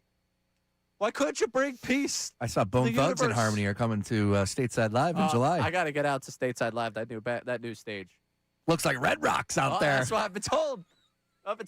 I'm going to see Fetty Wap out there. I don't care. When's Fetty Wap coming? In August. I'll be out there. I don't know what it's going to take to get me out there, but I'll be out there. Make it off work. Yeah. All right. I want to get to the Davis Honda text line real quick here to get a text in on that question about understanding A.J. Brown. Dutsy, what do we got? C checking in from Bucks County. AJ's comments clearly indicate that he believes Drake May is a better thrower than Jalen Hurts. I believe AJ is relieved that he's not in a situation where we have to take a backseat to the running game again. I think that is something that clearly is not discussed enough. This is all Jalen's fault. Maybe Petullo a little bit. Sirianni underneath the radar for most. But the run game and Saquon Barkley and the success that they have obviously bothered AJ a ton. And it doesn't get discussed enough. Dude, this guy is the total me guy. He's a fraud. He was a fraud. He was a great receiver for 3 years. I'm not here to deny that. And he's going to have a great season coming up this year, probably. I don't know, man. Those knees, they're starting to concern me. Yeah, if he was an Eagle, I wouldn't be talking about his knees. I would. All right. Because it happens. It does. Father Time is undefeated, Ray. Right. And I know I'd be going into the season saying that's my wide receiver 1. I know what he's been. I know what he'll be. I'm not going to change up on the guy for that reason because he's a Patriot now. How about that? We're going to have the battle of the Jalen guy and the non-Jalen guy coming up in the next segment because I could already feel it happening. And also, tabloid talk. Other people are doing it. We're Tabloid talk? Tabloid. Tabloid. All right, tabloid. Sorry. Yeah, a little tabloid talk. Tabloid talk. I'm always down. I mean, the rumors are circulating, and people are really quick to just believe anything they'll read on the internet. Oh, yeah. Yeah, Sean Brace. Yeah, I'm with you on that. And LaShawn McCoy's quick to tell you it's not true. Does that swing you one way or another? I believe Shady. Okay, alongside Sean Brace, I'm Ray Dunn. This is Middays at Marks, 97.5 The Fanatic. Now on 97.5 The Fanatic Sports Update. Moving on from A.J. Brown. I'm Brandon Dutz, and this update is brought to you by Mothers Against Drunk Driving. For victims of drunk and drug driving, your grief is unique, but you are not alone. You always have a place at MADD. Call a 24-hour victim helpline at 877-MADD-HELP or visit MADD.org. A new era begins in Philly with A.J. Brown's departure. Devontae Smith now being handed the keys to the offense. The former Heisman winner is now featured as the top option, and ESPN's Tim McManus joined Unfiltered yesterday to discuss if he could step up to that role. I can tell you that there's a ton of internal confidence about Smith matching this moment. They feel really good about the fact that he's going to take that wide receiver one role and totally run with it. Other news coming out of Eagles OTAs is that rookie wideout Makai Lemon did not practice yesterday due to a hamstring injury, and he could be sidelined in minicamp. The Phillies started off the homestand off right, taking down the Padres 3-2. Another solid outing for Aaron Nola, going 5 innings, allowing just 2 runs, striking out 8 batters. And the Golden Knights took Game 1 of the Stanley Cup Finals yesterday, taking down the Hurricanes 5-4. This update is sponsored by the Crohn's and Colitis Foundation. The Crohn's and Colitis Foundation has led inflammatory bowel disease and research and care for over 50 years. Learn more at crohnscolitisfoundation.org. I'm Brandon Dutz on the home of the 76ers, Flyers, and Union, 97.5 The Fanatic and the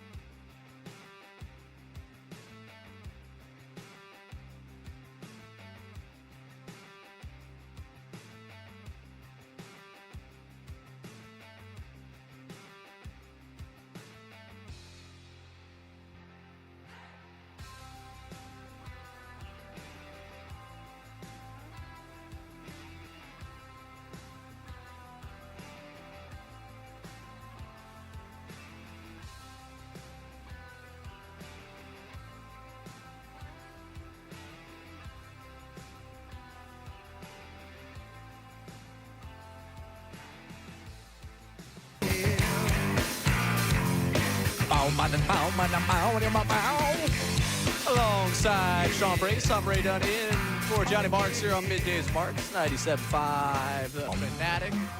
Sean Brace, this 11 o'clock hour is awesome, isn't it? Oh, it is, Ray. You know why? Because it's brought to you by the fine folks over at DraftKings Sportsbook. Now, stay tuned right here to Middays with Marks, with no John Marks, Ray Dunn, and myself, Sean Brace, because you'll hear more about DraftKings and all it has to offer throughout the show. Once again, DraftKings, the crown is yours.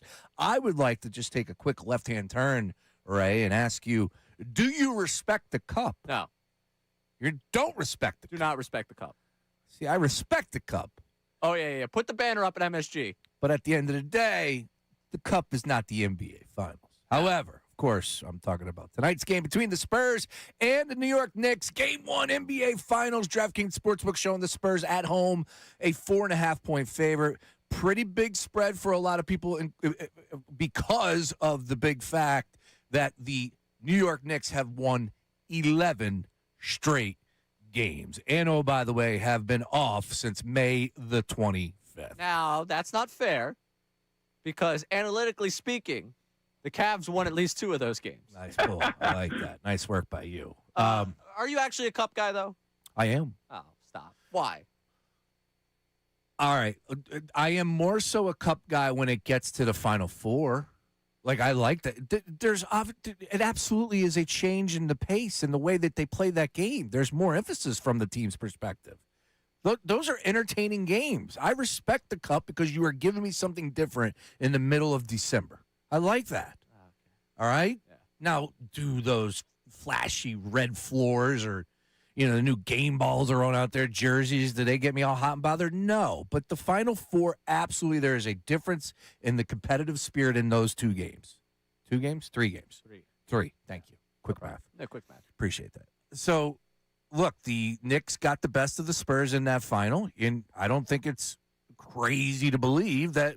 Look at where we're at now with these 2 teams going right now. They obviously showed you that they were 2 of the best in December. It shouldn't shock anybody that here we are on June 3rd. They're playing for the NBA championship. It's going to be a great game tonight. It's going to be a great series. Right? Spurs getting their get back? I think the Spurs absolutely are going to win it all. I do. I have been on Team Spurs since February.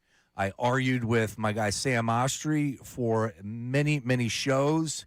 And I got the best of them in a Game 7 where Wemby won back-to-back games, including a Game 7 on the road in Oklahoma City. The Spurs are as good as advertised, obviously, but so are the New York Knicks. Tonight's a really, really, really fun game to just enjoy as a fan of all things hoops.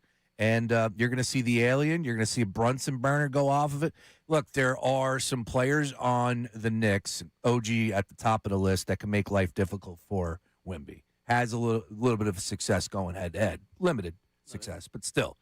That is the path for the victory for the Knicks, is you got to slow Wemby down some way, somehow. Good luck, though. I'm can I say it? A little worried? I don't want to see the Knicks win. Oh, I'm right there I'm a little worried. I feel like every time I'm just like, nah, they can't. This team's been on a roll. I know. 11 straight, and they've been smoking fools. And if you believe in the fact that, look, they've had the rest versus, what the Spurs just had to do, go up against a highly competitive 7-game series against the Oklahoma City Thunder, sure. There's a lot to believe that the Knicks are, a very likable underdog, right? But not where I stand. I think that this is going to be the best of the best. I don't care about any rest or rust. I do believe that the Spurs are ready for this opportunity, and a big reason why is because they have a guy in Wemby who is not just dominant on the offensive side. He impacts every possession on the defensive side, and, oh, by the way, is one of the better leaders in the game. Love it. Hard foul, dude, let's go.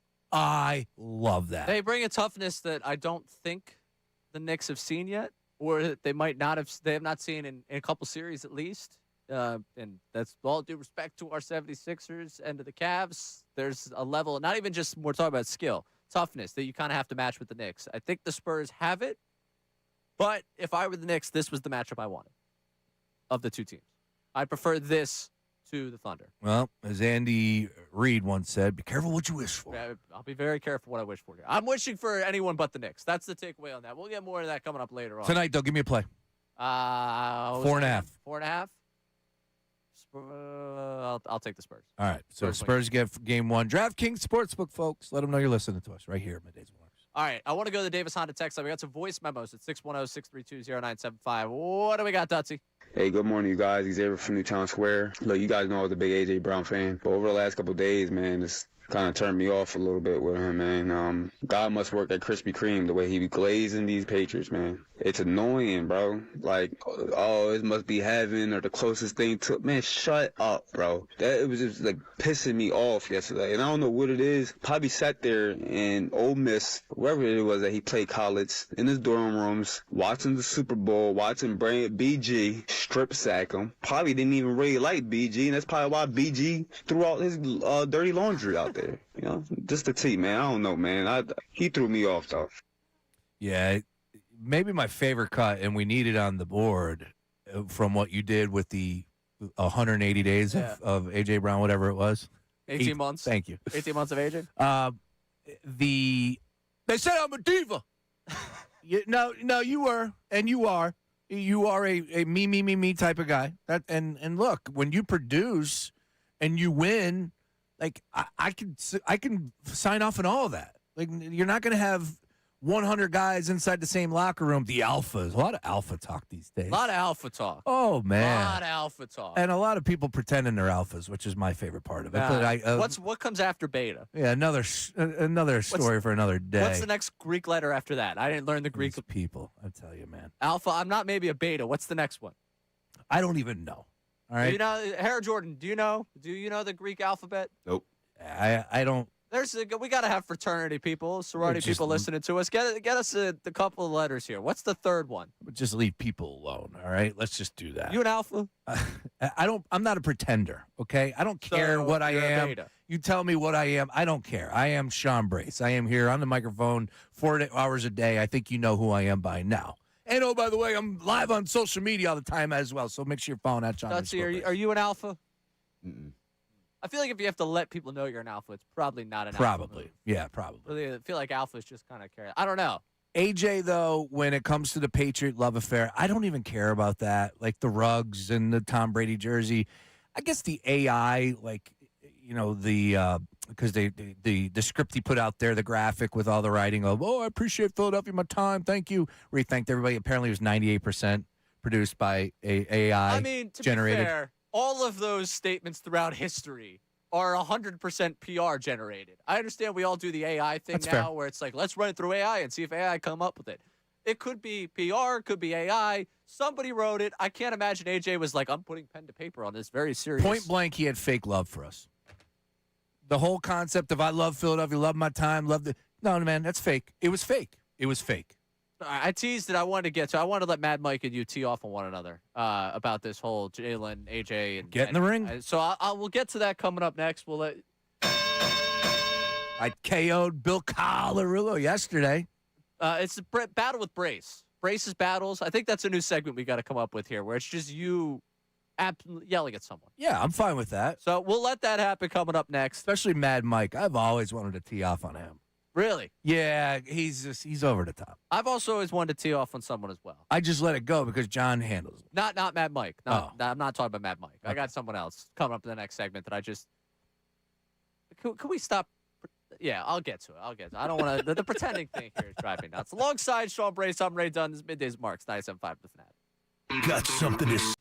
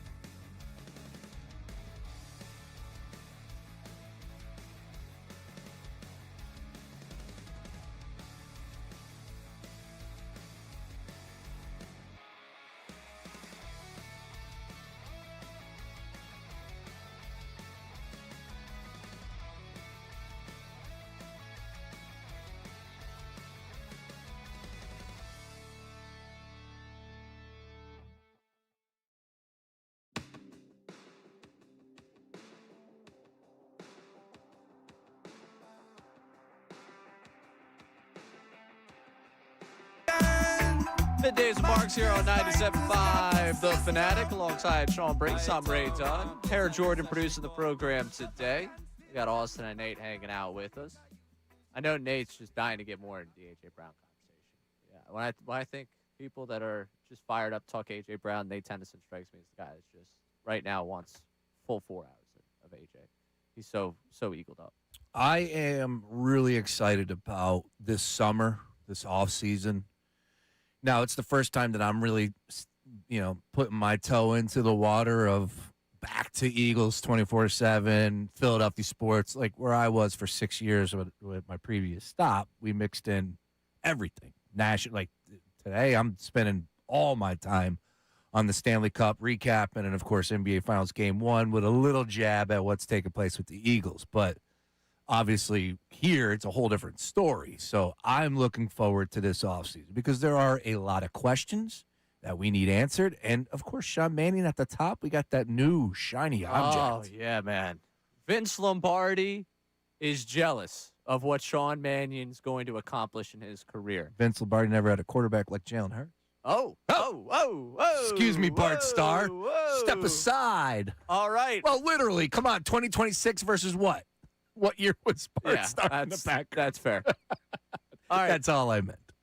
That's a perfect segue for us. I'm going to step aside. There you go. I'm Thank going you. to step aside. Well, literally, I'm going to sit here and let this just play out. We've got on one side, he's got Jalen Guy in his bio.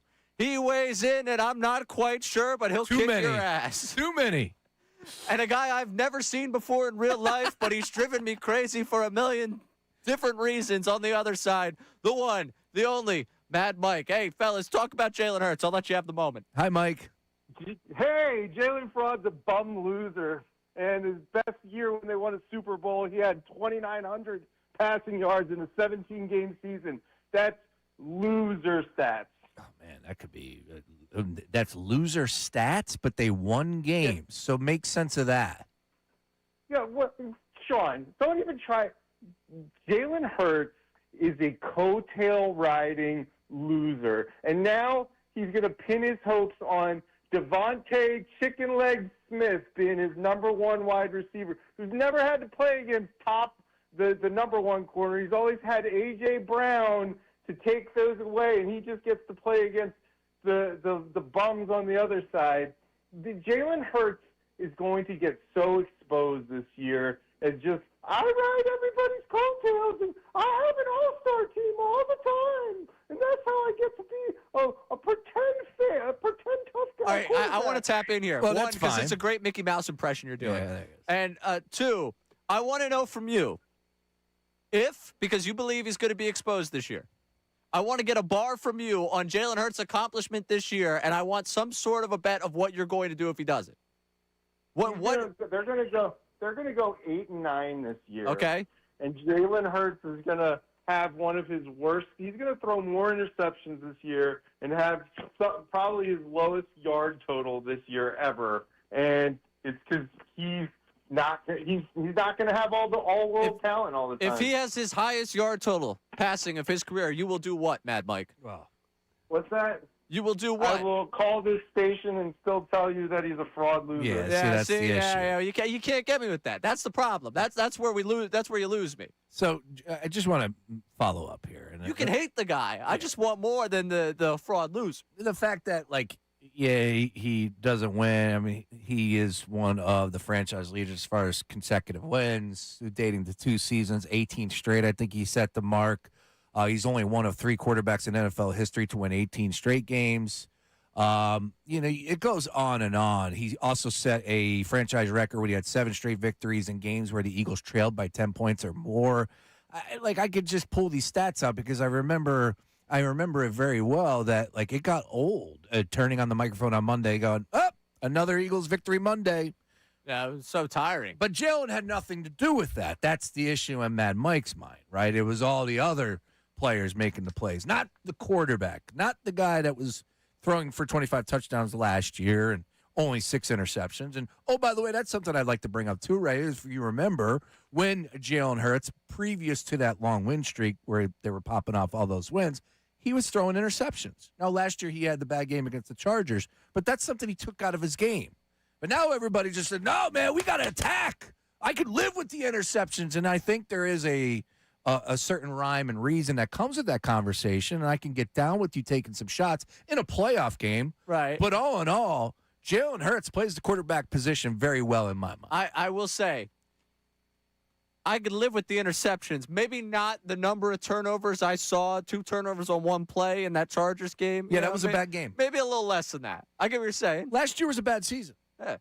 And you look at the numbers, and I'm not going to, pull them out and just say, oh, as we had the first caller do, and said, look at the year he had. Yeah, I compared to get it. Mahomes. Understood. Lose me. It was a bad season, but I think we need to be, real when it comes to the factors of what took place behind the scenes. Just think about it. Your star receiver wants out, okay? Your offensive line is struggling. Yeah, that stops Saquon, but guess what? Who's protecting the quarterback? Oh, by the way, you have an offensive coordinator who stinks. Good luck down in Miami with Jalen Rager. That's I can't wait to see. That's a great yeah, pairing. Good luck. I am so excited for. Well, I mean, Rager's not going to make the team, but the idea of it. Again, like the fact that Sirianni is not taking any slack, none. Dude, you hired Patullo. It's your guy. He was the reason why he was the offensive coordinator. You wasted that season. Why isn't A.J. Brown mad at Nick Sirianni? Why is this all about Jalen? Why? After the news at noon, I want to tap into that. Oh, by the way, you had success running the football. So you should be mad at Saquon Barkley then, A.J. But no, it's Jalen. You got to remember, Saquon. I said I was a diva. Yeah, you're not going to stop at that one. That's a new one. That one's going to be used time and time Thanks, Ray. again. Yeah, no problem. I appreciate Glad we you got something teeing out that of one that up. segment. Yeah, nice work. Coming up, we got news at noon. We'll get to it with Dutsy. I wanted, before we go to the news at noon, before we get there, just a quick 60-second aside here. Because last night they showed one of Castellanos' sliding catches as like a nod to Nick Castellanos last night. It got cheered. It's a nice moment for the whole thing. Am I supposed to pretend like this guy deserves all the flowers at his feet? They're paying him $19.2 million not to play for them this year. That sliding catch, also, by the way, he had a number of them because he ran like he had a piano on his back. The guy had no range in the outfield. Zero. He was a poor hitter at the end of his time in Philadelphia. And you want to know why he ended up getting benched and then they started playing him again? Well, he drank in the dugout. Well, yeah, and he was cursing out Rob Thompson. Yes. He was not doing his job well and then took it out on his manager.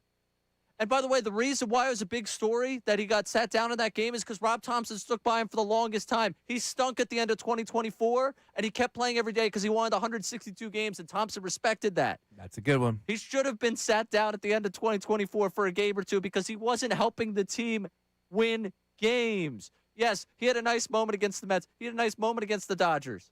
That's great. They lost both those series. I'll be forever grateful for the Strider home runs. Those were great. 2023, that was great. Also, games 2 through 7 in the NLCS in 2023, he was MIA. All right? Fine. You can clap for him if you want. But this, sweet homecoming thing where he's like, off camera, there's a lot of love for me in Philadelphia. Sure, maybe. He was never my type of guy. Okay. Would you tell him that if you saw him? Probably. And then I would quickly back away before, whatever happened. I would just skip the conversation altogether if I were you, but that's fine. This all is so great to see them honor him last night. They honored him the right way with a quick clip. Yeah. In part of one of their already prepackaged things. Well, he had a little bit of a run here. We know that. And his son was a little bit of a focal point, right? Yeah, it was fun. Good for Liam. Be a celebrity. It was fun. Yeah, it was fun in 2023 when he was doing well and the team was doing well. Are you trying to say that they got it wrong and we should not honor him? Or are you just trying to say that, you know what? There's nothing sweet about this. I'm a little jaded. This homecoming is not a fun thing for me. Okay. I'm not sitting here saying I'm enjoying it either, but from an entertainment aspect where I have to fill 9 innings from the Phillies perspective. They got it right with just doing it in the nuggets of the game, the Chick-fil-A thing, where it's a sliding catch. There you Let people acknowledge him. That's fine. Oh. But does everybody get free Chick-fil-A? No. Oh, okay. No bricking for chicken. No. Okay. No. What they should do is redistribute his $19 million to the fans and give them Chick-fil-A through that. San Diego had a chicken mascot. That was a great mascot. Yeah. Sorry, No, nice work. I was annoyed. Him coming back. Oh, yeah, it's so great. Not great. I sat down for about 2 innings last night. Unfortunately, could not lock into that game. Had a lot going on behind the scenes at the crib. But bottom line is happy to see Nola, your boy. Oh, yeah, man. Bring that Johnny ERA Mark's down. at home sweating right now. He sees that ERA dropping. Where are we at now? 5-1? Yeah, Padres are a feeble offense. That's why they employ Castellanos. News at noon coming up next. Dutsy, I'm excited to see what you have for us. We'll get back to the A.J. Brown conversation at 12 o'clock hour. He's Sean Brace. I'm Ray Dunn. This is Middays with Marks. Now on 97.5 The Fanatic Sports Update. Was it personal or all about ball? I'm Brandon Dutz, and with A.J. Brown being traded, it sparked a ton of conversation about his relationships with teammates, the locker room chemistry, and feeling within the organization. Former Super Bowl champion Jahan Dotson joined Kincade and Salciunas earlier this morning and talked about why things went wrong. From what I saw and what I endured in my time in Philly, it was 100% football. Like I said, it was just trying to hold everyone to the highest standard because we knew the potential and the capability that we had with all the guys in that locker room. You can listen to the full interview on our YouTube channel or the Fanatic app. Other news coming out of Eagles OTAs is that rookie wideout Makai Lemon did not practice because of a hamstring injury, which could potentially sideline him in minicamp. The Phillies started off the homestand taking down the Padres 3-2. Aaron Nola went 5 innings, allowing just 2 earned runs, with Bryce Harper hitting his 14th homer of the season. The Knicks and Spurs will clash in Game 1 of the NBA Finals down in San Antonio tonight, and what will be a rematch of the 1999 Finals. You can listen to that game right here on The Fanatic. And the Golden Knights took Game 1 of the Stanley Cup Finals, beating the Hurricanes 5-4. This update is sponsored by Mothers Against Drunk Driving. For victims of drunk and drug driving, your grief is unique, but you are not alone. You always have a place at MAD. Call the 24-hour victim helpline at 877-MADD-HELP or visit MAD.org. I'm Brandon Dutz on the home of the 76ers, Flyers, and Union, 97.5 The Fanatic and The Fanatic app.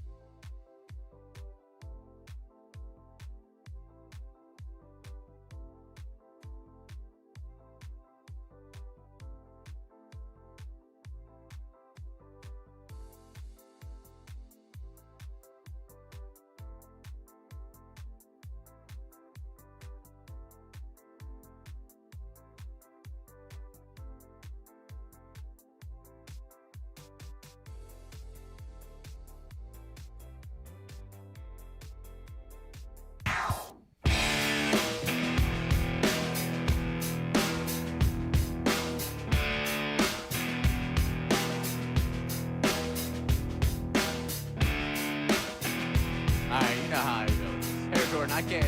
It's the build-up for me. You know? I need something that hits right away. Right away.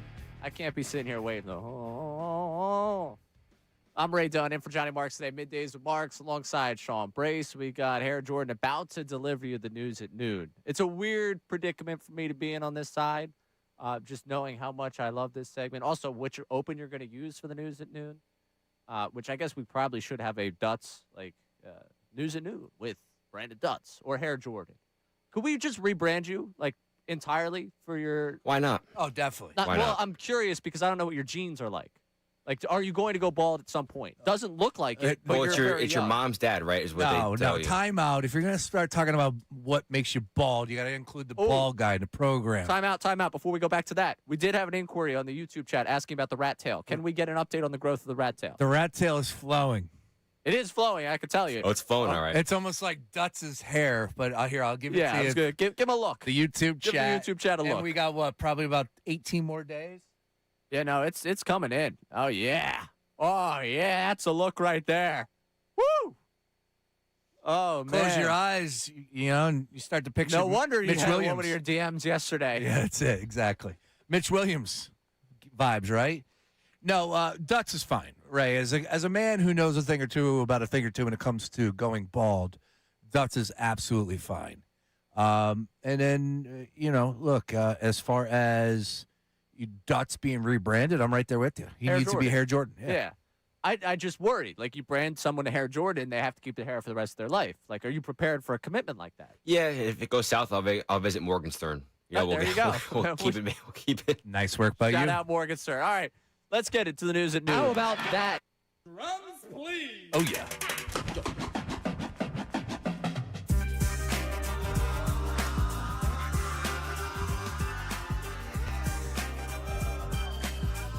The news at noon with Ray Dunn. The news at noon with Ray Dunn. The news at noon with Ray Dunn. The news at noon with Ray Dunn. Sing along, Here kids. it is, the news at noon. Slightly transform. Ray Dunn getting the people informed. Giving us the headline of local insanity of all these hot takes we hear every day.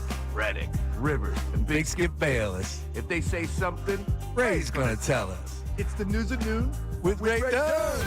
The news at noon with Ray Dunn. It's so good. It's actually terrible, but that's Yeah. what makes it good. So good it's bad. We are Or so work- bad it's good. Yeah, there you go. We are working on a parody song right now for AJ this week. I'm trying, good. Trying to had an idea. The issue is you need it to be a song that everybody knows. So I'm trying to find that rhyme and reason, and then we need a new one. I know John's definitely concocting a new one Sounds good. for news at noon. All right. Works for me. Dutsy, what do we got today in the news at noon? All right, Ray, we're going how you would do it in the podcast world. We're going to start Love off it. with Kevin Garnett, okay? Now, if you guys remember, after the Spurs won Game 7 in Oklahoma City, Victor Wembanyama was extremely emotional, screaming, crying, hugging all his teammates, as a normal reaction would. He's only 22 years old, in his early 20s. Obviously, it's a big accomplishment for him. KG did not like it all. Oh. he was crying on the court. So just take a listen. Go through some bull. Was crying in Western Conference Finals. That was too emotional for that to be. That was too emotional for me. Oh, what? Yeah, man. He got 4 more games to try to get. You got to go through the finals now. Nah, you still got to be even killed right here. And that trophy, that ain't what that's cool. Yeah, we beat them, cool. But I got a whole nother sight, and it's up here. It's going to take my energy to run up this hill. I can't be you. Nah, that's how bad they wanted to beat OKC. Yep. You know what I'm saying? But, man, this right here, and then to me, this is the Knicks' only window I see. They got to get it right now. I'm talking about you got no Boston on here, you got no OKC, you got to go now. You got to go now. Oh, you kids, get off of my lawn. He's not wrong. Oh, those clouds up there. He's not wrong. Oh, give me a break. 21 years in the game, he knows a thing or two about emotions and keeping them in check. But he is absolutely spot on with how big this series was for him and the Spurs, right? Like when he was catching slack because he wasn't speaking to the media or he kept it short and he ran out, things were inside of Wemby. He knew that they're better. They absolutely should win this series, but yet they were trailing and backs were against the wall. So, like, I am not shocked that he broke down emotionally in Game 7 after beating OKC on their floor. Not at all. Now, does that carry over into this series, this finals? And I think that's kind of KG's point. We don't know, right? Like, he is a different cat. Wemby is a different cat. Do not try and figure this guy out because you have no clue. It's 23. Man, no. He's an alien. We have never seen anything like this before. Yeah, okay. I just want to go to the Kevin Garnett had an issue with him crying afterwards. What's Kevin Garnett going to say if the Thunder had won that and Jared McCain and crew were doing TikToks at the center of the floor? Like, Kevin Garnett was going to have a problem with however anyone reacted to winning that series. Well, he's got a microphone in front of him. Yeah. So he's gonna give you an opinion one way or the other. You're right. No, Right. Well, you're he right. was never giving you the opinion of Wemby crying just shows you how much he cares for the game, man. It's really great to see. He was going to have a problem with whoever won. That's fine. I do think that he is right when he says that's how important that series was, right? Yeah, Like, no, he's right about that. But Yeah. in terms of, like, I have a problem with that whole Celtics crew. Him, Paul Pierce, like that group, they seem to find it really just the two of them. Two of them just kind of like, no. We really were the thing. Well, I this know other person after us is a problem. John keeps me up to date with everything that's coming out of that podcast. Right. And yeah. I'm not, a loyal listener, but the big ticket, KG and Paul Pierce, the truth. Oh, yeah. That's the only thing they're giving you, too. They are entertaining, that's for sure. Oh, yeah. All right. What else we got? All right, we're going to the NFL world, right? Obviously, Monday, big trade between the Rams and the Browns sent Myles Garrett to L.A. Jared Verse heads back to Cleveland. Pat McAfee was talking about a certain someone on the defensive line that could have come out of retirement. Take a listen. So we reach out to Aaron Donald, okay? I reach out to Aaron Donald. And I would like to say, according to sources, it for sure got me thinking.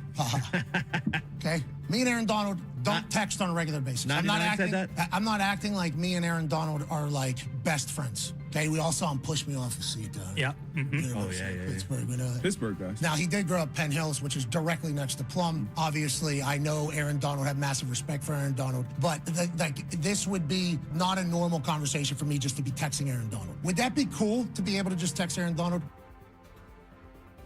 You got to give the guy credit. He is going to be the face of ESPN in very short order if he wants to be. He kind of lost me there, but right, because he's doing his whole bit of like, I wasn't texting Aaron Donald when he was very clearly texting Aaron Donald. Yeah, look, McAfee is McAfee. I actually like Pat McAfee, and I think the other day where he had all the commissioners on, like not many people could do that and keep it entertaining.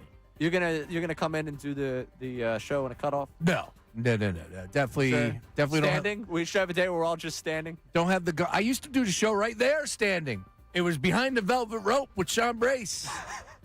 Came in, all the lights by Kanye was my intro. Oh, I was a different bird back in those days. Were you different? Yeah, I was much more full of myself in those days. Now, Gotcha. Dude, kids take it out of you. Gotcha. So the kids were the humbling experience That's for you. exactly it. But as far as defensive lines, back to Aaron Donald. Without Aaron Donald, the Rams probably have the best defensive line in the game. You want to add Aaron Donald to the mix, too? How old is Aaron Donald at this point? Dude, it don't matter. He can come in there and start shoving fools. 35. Yeah, I could see it. I also believe that the Eagles have one of the better defensive lines in the game, so I'm not too worried about that. But, man, Myles Garrett to the Rams, yeah, it's concerning. Oh, it's terrifying. That's not good. No. We might have to redo our W's and L's. I might want to redo on that Rams game. I think I gave them a win. Might want to change that one. Not going to be easy. Look, they have a top 5 player in like the most Quarterback, important wide receiver, defensive line. cornerback. Yeah, edge. Yeah. Yeah. No, It's not good. Not good. Y'all are hilarious, by the way. The comment from Erica Donald, the wife of one Aaron Donald. Hey, look, when you're a great player like that, you're going to get phone calls, right? I just got to talk it over the missus before he comes back. Clearly, she doesn't think it's happening. Hey, Aaron, if you're listening to the Fanatic, stay retired. Aaron, I got an idea for you. Or come to the Eagles. Yeah, you're a native Pennsylvanian. You don't want to play with that team that you grew up around. What if the hell with Pittsburgh? I wonder if the Steelers ever made a phone call. Right? You would think, right? I don't know. I don't know how that would work. Yeah. Howie, go. Get it done. Howie, get it done. All right, what else you got for us? Ray, since you're in the host chair today, I couldn't forget your favorite person to put in the news at noon, Gilbert Arenas. Okay, I couldn't leave him out. So he was doing a podcast with AJ DeBonsa, the consensus number 1 overall pick. A lot of talk about whether the Wizards will get it, the Jazz will get it. But if Gilbert was running the team, here's how he would do things. If you're going to be on the Wizards, then I'm trading him back. You're trading everybody? Yeah, I'm trading him back. Whoa. You don't have to support any of this stuff. Like, I'm on not the saying internet. nothing. I'm same face he had at the lottery, just straight poker face. No, the reason I say that is you are the number 1 pick and you have the personality. You are a star. And since you are the star, I need you to take over instantly. So I don't need any other ex-stars or anybody who wants to still be a star there, right? So I need full spotlight. No, I'm just saying I need full spotlight on. These are Gil's words. AJ is not supporting anything. I'm just saying. I don't support me. He's not supporting anything Gil saying. No, this is me. If it's my team and I'm running the Washington Wizards. Social media and ex-people do not cut out when he says this is his words. This is me. I am the GM, and I have you coming in. AD, Trey, I really don't. If you don't know this is his team, this is your team, right? You are the future of this team. I need you to accelerate. I love it. So one, Gilbert does entertain me. I'll say it. Wait, the guy who brought the guns in the locker room? That guy? Yeah, he is entertaining. Yeah, he entertains. Yeah, he's crazy. He's nuts. But he's he entertains entertaining, the hell out sure. of me. Yeah. But him saying just trade everybody, Trae Young out of there, Anthony Davis out of there, get everybody out of the Wizards and let it just be AJ's team. The better part of this, though, is, and I think I'm part of this generation, and I appreciate great job with the news at Noon, Tutsy. I'm part of this generation where you have, it's almost, at one point, everyone wanted to be the main character, and then you fear the 24-hour news cycle in which you become the main character. And I think he's having that moment right there where he's like, oh my gosh, I'm on a podcast with Gilbert Arenas. He's saying to trade everyone from the Wizards. This is going to go viral, and it's going to look like I want to be the number 1 on the Wizards, and when I get there, it's going to be a problem. I think the social media generation that grew up with it, everyone that's watched someone else just get absolutely dragged for a 24-hour news cycle is like, yeah, no, keep me out of that. I'm good with that. Like, I think it's a generational difference of like, I want to be the center versus all us like, no, we watched it happen to someone else. I'm okay. So I relate to AJ on that way. Yeah. Don't put my name on this one. Leave me out of this. I'll crawl under the desk here. That's Gilbert's words, not mine. It is funny, though, when we do Dots is hanging out with us, too, today, right, from the producer standpoint. But normally he's behind the scenes, and he's chopping up these great videos that get unbelievable amount of views, and he's doing his job. And you know, it's funny where it's like, oh, man, it's taken off. And then all of a sudden it just gets so crazy that you're like, all right. Like yesterday. Yeah, yesterday got a little crazy. Yesterday. Nice work, Dots. So to recap for the people, your day yesterday, because you came in here spitting fire. Yes. You were an inferno of anger when it came to A.J. Brown. They said I was a diva. Correct. Called him a fraud, amongst other things. Yes. That video took off. A lot of people reacted to that video. You were a champion for a lot of people. From what I saw a lot of what I saw was Sean Brace is the champion for us. I believe somebody texted the text line, Sean Brace is based. Like, we had a lot of people lining up to support you. What does based mean? What does based mean? Could you break that one down for me real quick? You're authentic to yourself. Oh, you're very very, nice. It's good takes. Because I know the based God. Who's the based God? Lil B, right? There you go, Lil right? B used the one to curse KD, right? That's it, yeah, right? Okay. So, like, I know of the term, but the term is used a lot these days, a lot more. So based is a good thing. It's a good thing. They were looking out for you. So, like, your take is based, like, it's based in, good. In reality? Good reality. In fact? In fact. Yes. You got to figure it out. That A.J. Brown was a me. They said I was a diva. Yeah, you're a diva. But I'm curious for you. Yeah. The reaction that you saw to your video, what was it?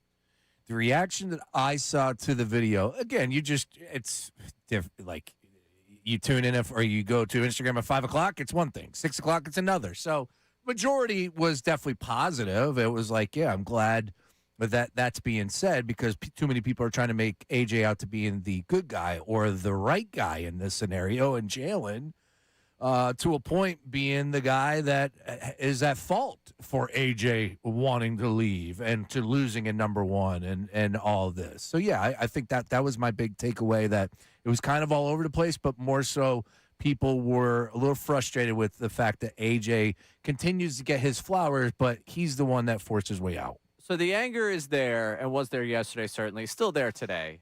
You and I have not gotten over it. I'm trying to get to a world of understanding. And that's really where I wanted to get to today. of like, have people gotten to a level of understanding of why AJ wanted to go? What motivates AJ? And basically start to move on, start to move past the way you feel. Because for me, the first 24 hours, it was a nothing burger until I started really thinking about it. I was like, man, he called it heaven over there. And he went to playoffs 4 straight years, 2 Super Bowls, 1 a Super Bowl. Like, it doesn't get a lot better. There's a lot of players that would sign up for that point-blank period. Oh, the South Philly Penitentiary down there. Yeah. The NovaCare complex was just so difficult for him to exist in. But we got a chance earlier today, and it was great get by Kincade and Salciunas earlier today. 9 o'clock, Jahan Dotson joined them. Dotson, obviously a member of the Eagles over the last couple of years, now a Falcon. And they asked him about this decision by A.J. Brown to pursue a trade to move on from the Philadelphia Eagles, and what percentage of it personal, percentage of it was professional, football-based. Here's what Dotson had to say. I can't speak on, what I don't know. I can only speak on what I do know. And from what I saw and what I endured in my time in Philly, it was 100% football. Like I said, it was just trying to hold everyone to the highest standard because we knew the potential and the capability that we had with all the guys in that locker room. And, Saquon said something about watching Michael Jordan and I think it was The Last Dance and realizing the team that they had and all the talent that they had. And we kind of looked at ourselves that way and trying to capitalize on the moment because, like I said, we aren't going to be together forever. So realizing what we had in that locker room at that time and trying to hold ourselves to that type of standard, I felt like we weren't able to, and I felt like that's where the frustrations came from. For me, I feel like, what I saw, it was 100% football. I truly don't know if there was any personal things going on, but from what I saw, that's what it was. 100% football is 100% a teammate answer. Jahan Dotson likes A.J. Brown. I refuse to believe this is 100% football. All right. Jim Rome agrees with you. Mm-hmm. There is other stuff out there, regardless of. I don't even need it to be the massage therapist theory that's circulating on social media. I don't even need it to be that. Okay. So what else could it be then?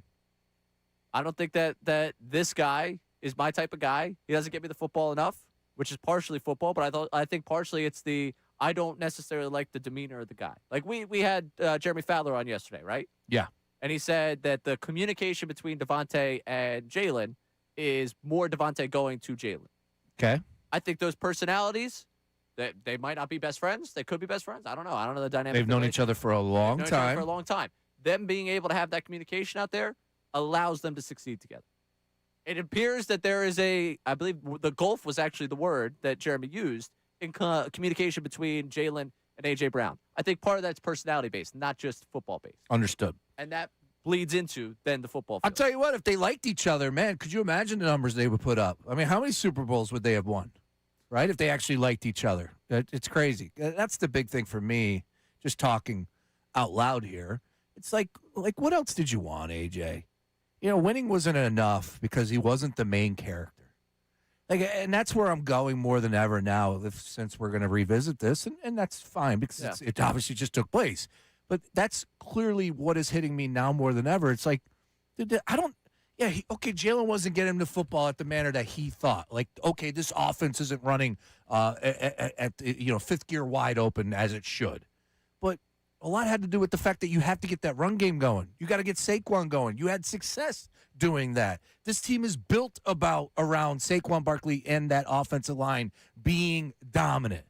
And, that's got to be discussed a little bit more than just the Jalen Hurts not being the type of quarterback that can throw it over the middle into a window. And, oh, by the way, hit him in his damn hands. And if he catches that ball against the 49ers in the NFC wildcard game where they were favored, they might win that football game.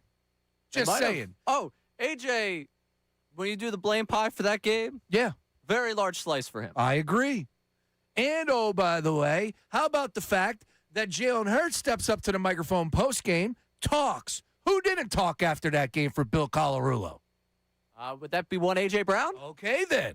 All I know is my guy has stepped up and handled it. A.J. just skirts away. See ya. And, Well, and that's what bothers me about his whole media will make anything a story, media will make anything a story. You realize not speaking does not allow you to address your story.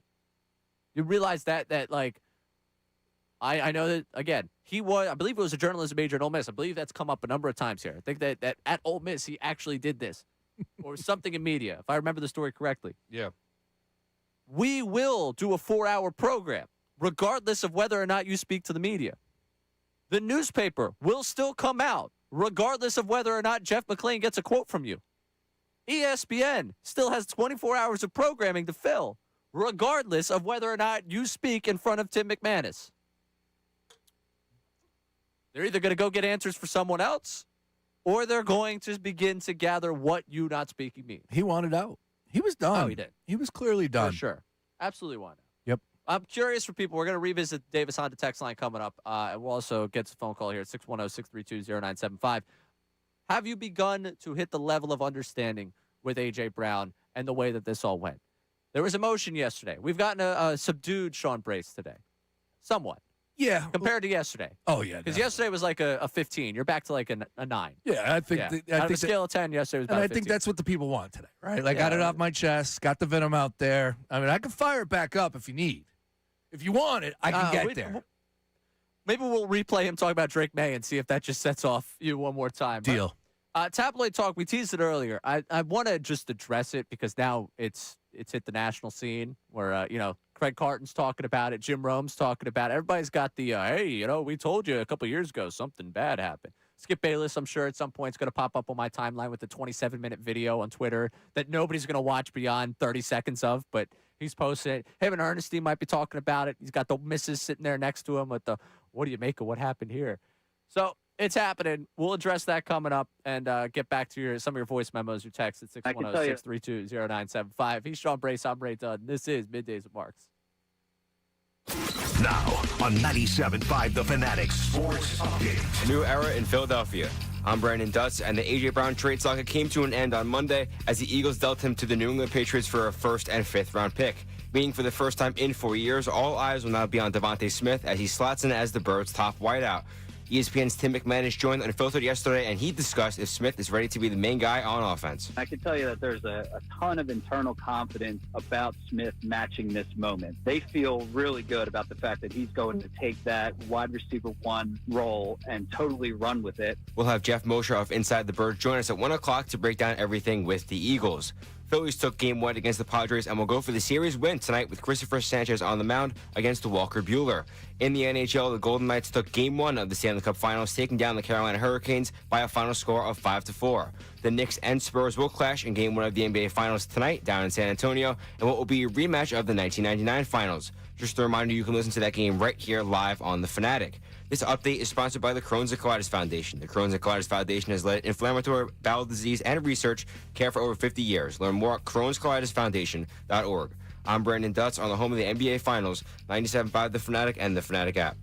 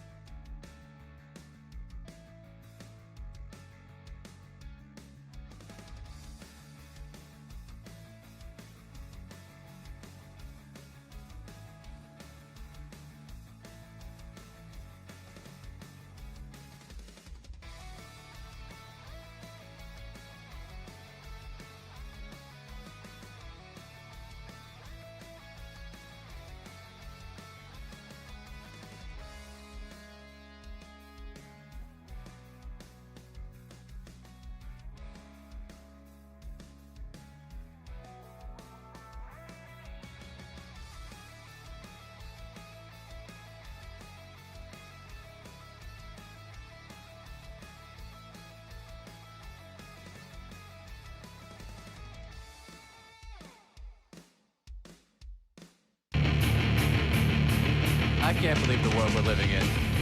Oh, every day I ask myself, or I tell myself that. Exactly. We're going to get back to the Davis Honda text line in a moment at 610-632-0975. And we promise you tabloid talk. But,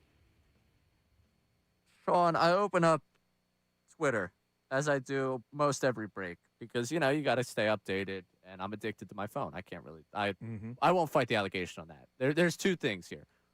Two things can be true, as people like to say. One, we need to stay on social media for our jobs to stay up to date with things. And two, I can also just be absolutely addicted to social media, and I need to stop. That's fair. I tried to take a few hours away from the phone last night. I think I did a good job with it. But I open up my social media. The top tweet on my timeline, Sean Brace, in a million years, could you guess what I saw on the top of my timeline? Something sports related? It was something sports related. So I would say something around Wemby in the NBA Finals? Nope. Okay. NC State and Virginia no longer playing in Brazil to open up the college football season. Not a chance. How about Stanley Cup? Oh, no. No. No. It was one Darius Slay from the Eagles fame, former NFL cornerback. Slay. Was an All-Pro. Won a Super Bowl here. Mm-hmm. It was a tweet from Darius Slay at the top of my timeline saying facts about a video defending A.J. Brown as a teammate. That video. Who was in that video, you ask? None other than Billy C. Our own Bill Colarulo. It was a 97.5 The Fanatic video. You pissed me off. Where Bill is defending A.J. Brown. And Darius Slay is posting it on his own personal Twitter. Defending him. So I want to say this. Two big play, Slay, if you're tuned in. I'll address you just as Slay, since that's the way you want to be addressed. If you have any interest in hopping on the program, 610-632-0975. Yeah, because I argue against that video. Yes, you do. Now, Bill, in that video, to catch everybody up at home, simply is giving you, this isn't my take, but this is what I'm hearing. This is what I'm telling you, that A.J. Brown is liked. He's loved. He's considered a great teammate. You heard it from Saquon Barkley, right? Like, nobody should be surprised by that. A.J. Brown was a great player. Dude, if you're going to back it up on the field, like, absolutely. I can live, if I'm a player, it starts and ends there. I'm going to let you do whatever you want if you're one of the greats at your position. Absolutely. And A.J. was a true difference maker. Oh, by the way, we know his work ethic. We know what he brings to the table on game days, so on and so forth. That's fine. But I've been doing this too damn long. And I don't care about being a professional football player. All right, being in a locker room. I know what a good teammate is. You can bring that sort of conversation to us here in these always. To anybody that's listening, you know what a good teammate is. And I would say the same thing that I said to Bill yesterday, the Darius Slay. Slay would be an interesting cat to get this answer from because he'd probably go two different ways. But Darius Slay is not on the same playing field of a guy like Brian Dawkins. B-Dog, I ask you, if somebody was trying to get traded throughout the course of the season and it affected his play on the field, is that a good teammate? What do you think Brian Dawkins is saying to that? I respect Brian Dawkins' word. This is the guy that, this is the guy I want to go to battle with. This is my guy. I look to him to tell me how a locker room should operate, how a franchise should go about their day-to-days. B-Dog. And I don't think he would sign off on that as being a good teammate. And that's just something. I think just in general. I don't even know any Brian Dawkins. And exactly. And that is on the surface. Do we really need to go in depth? But they all like AJ. I know. Personally. I like AJ, Ray. I do. Well, up until I was going to say, I don't know. Last 24 hours, the news cycle tells me a little differently on you. No doubt about that. Yeah, up until the last week or so, and then now we really, because everything is starting to become clear. Right. This dude was a fraud. He was a complete phony these past couple months. And, oh, by the way, threw the grenade into the season, into the huddle, and ruined the vibes of a Super Bowl champion. You want me to ruin some more vibes for you? Go right ahead. I just got something in my inbox here from the Phillies. Aiden Miller's been diagnosed with discogenic pain and facet inflammation in the lumbar spine. Something I know certainly you were just telling me about how difficult it is to treat that. He's having a minimally invasive procedure called a radio frequency ablation of the facet joints. Am I doing this right? You speak medical? Do we have a doctor? It sounds like a bad back. Yeah. So he's resting for a week, and then they're going to rehabilitate him, trying to get him back playing games in 6 to 8 weeks. Now, here's the issue. Bad backs are crazy, but bad backs at the age of 21, that's definitely not good. So you should be concerned about Aiden Miller, who was somewhat on the radar for people out there that would have, or at least have the option of being a Major League Baseball player this year. Yeah, or just a part of your long-term plans. You might not see him in minor leagues. If 8 weeks after resting for a week and having the procedure this week, 10 weeks from now, 2.5 months? 2.5 months from June is what? He might be August? He might not have a season this year. Yeah. Oh, by the way, Alec Boehm is a free agent. What are you doing at third base? Well, you are definitely not recommending surgery to a 21-year-old for a bad back at this point in time. We'll see what happens. You give that all the time in the world because that's what you have with him, and then you see what you can do in the offseason. But right here, right now, I'm concerned. 21 years old, back issues like that, that's not good. Not great. Not great. I didn't start having back issues till I was like 27. Let me tell you, man. I'm right there. Oof. Yeah, and Bill was stumbling around yesterday. Bill's He's in hurt. pain. And Bill is fit. That's the crazy part. Now, that's the reason why I started going to the gym as much as I try to. Yeah. It's because you got to keep everything around your core solid as much as possible. It's only going to help. Bill is built like you know what, and he's still dealing with the back. Yeah, I mean, he's just carrying the burden of having to take up for A.J. Brown and Sirianni. So that's probably That is a lot. That's a lot. It's a lot. Real quick, I want to get to Davis Honda text line. We know we have a voice memo. What do we got, Dutsy, on the voice memo? I keep saying this, and nobody wants to admit it. The guy was not putting full effort, period. A.J. Brown dogged it on route. He dogged it on short arms. He dogged it on blocking for Saquon, period. Nobody wants to say it. The guy didn't put his full effort in. So, yes, he's a great player, but he wasn't giving us all he had. John and Glen Mills. Hey, John, John, I've been saying it, and you're right.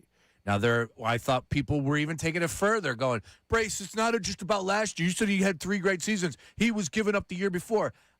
And again, they won. They won a Super Bowl. Care. They won the Super Bowl. You can give up on routes. If you win the Super Bowl, who cares? If they won the Super Bowl this year, I'm saying something completely different. Would have been insane if he had tried to force the way out after back-to-back Super Bowls. See ya. All good, AJ. High five. No issues. Yeah. You want a different place? Go right ahead. You won 2 Super Bowls. But last year, you were a huge reason why the vibes were off. If I'm wrong on that, I'd love to hear from somebody, but I'm not. You know it. You might hear from Darius Slay. Yeah, well. Who knows? Might hear from Darius Slay.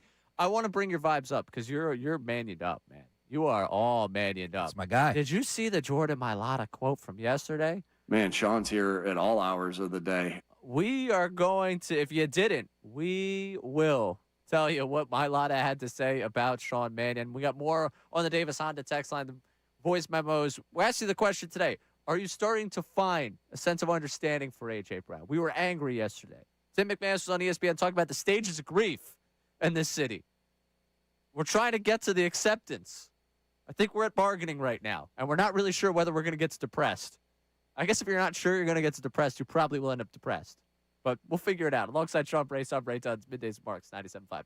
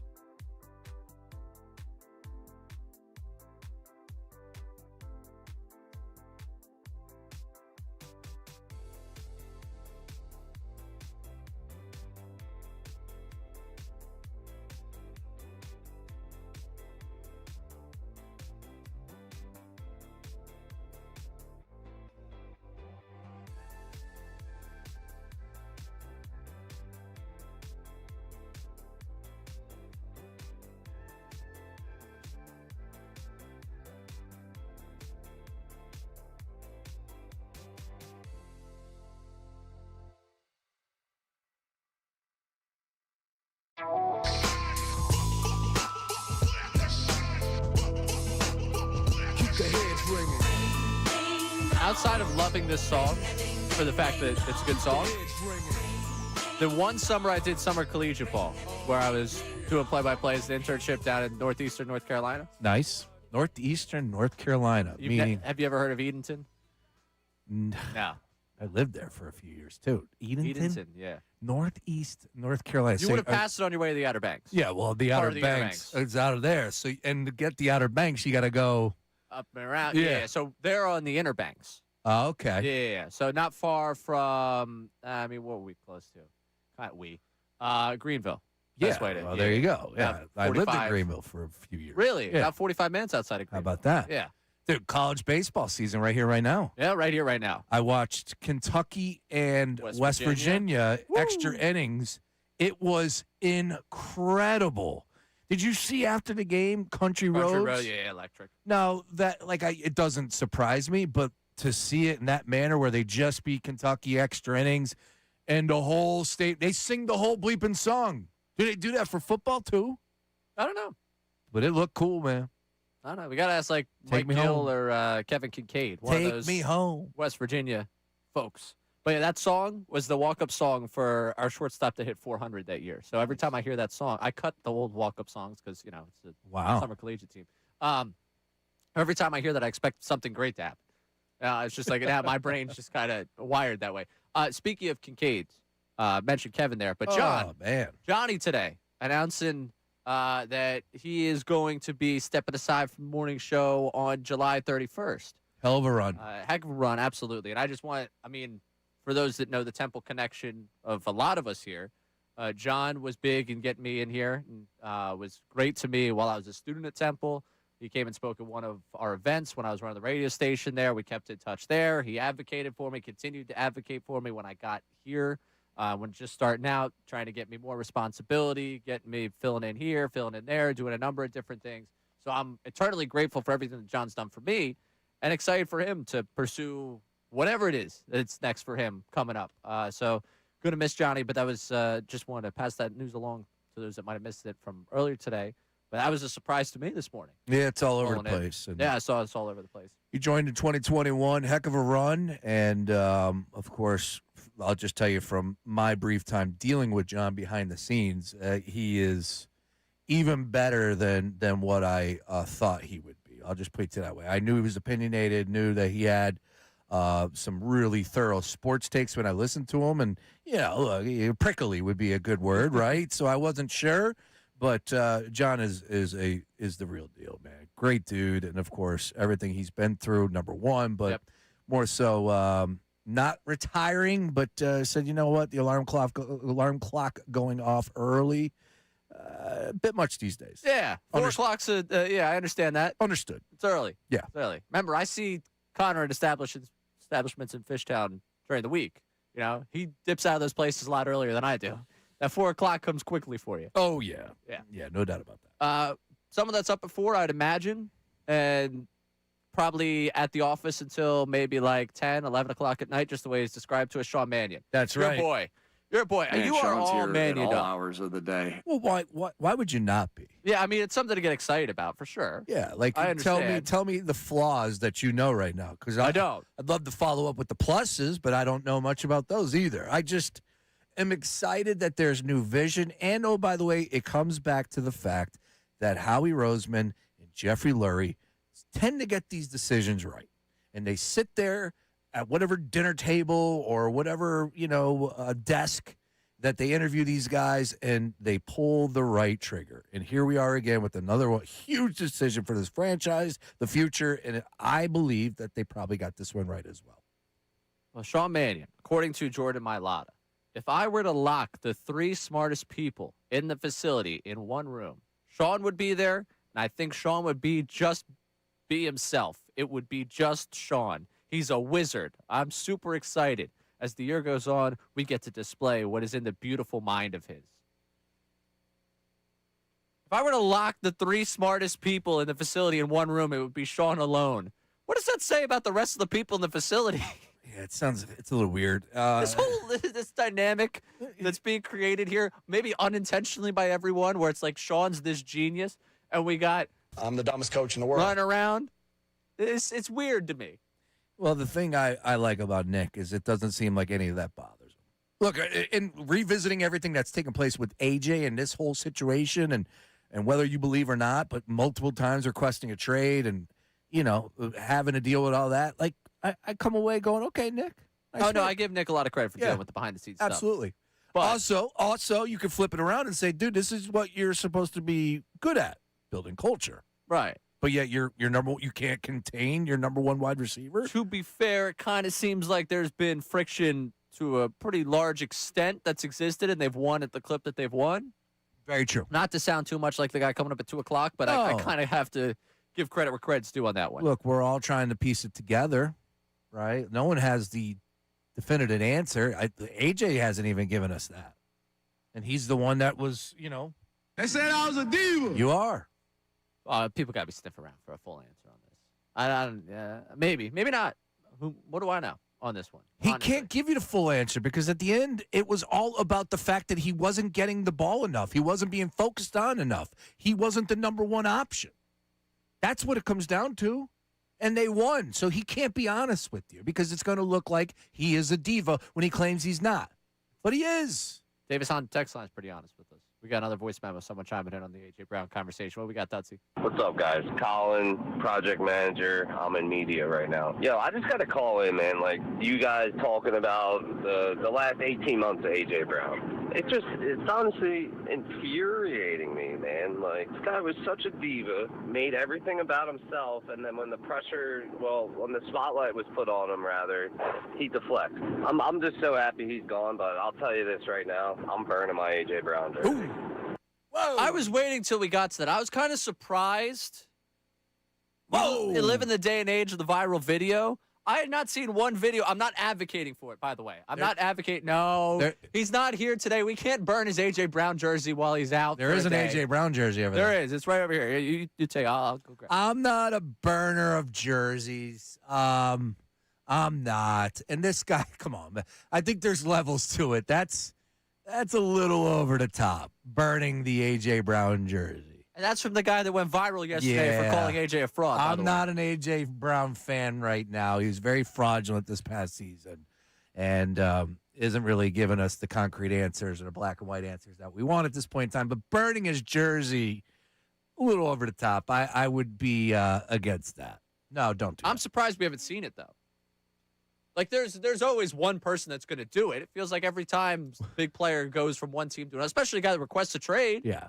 Well, how about the one person when they pick up the jersey or whatever? Oh, and then they do the note cards. And they put the note card. Thank you. Oh. That's what we'll do. We'll have John when he comes back tomorrow. We'll have him do the thank you, AJ. Thank you, AJ. For 4 great years, 2 Super Bowl appearances, 1 Super Bowl victory, so many yards, touchdowns, and memories that'll last a lifetime. Again, it's about winning. That's all I care about. Yeah, That's all that AJ cares about. Yeah, that's what he says. That's all they told us. It's not the reality. It's not.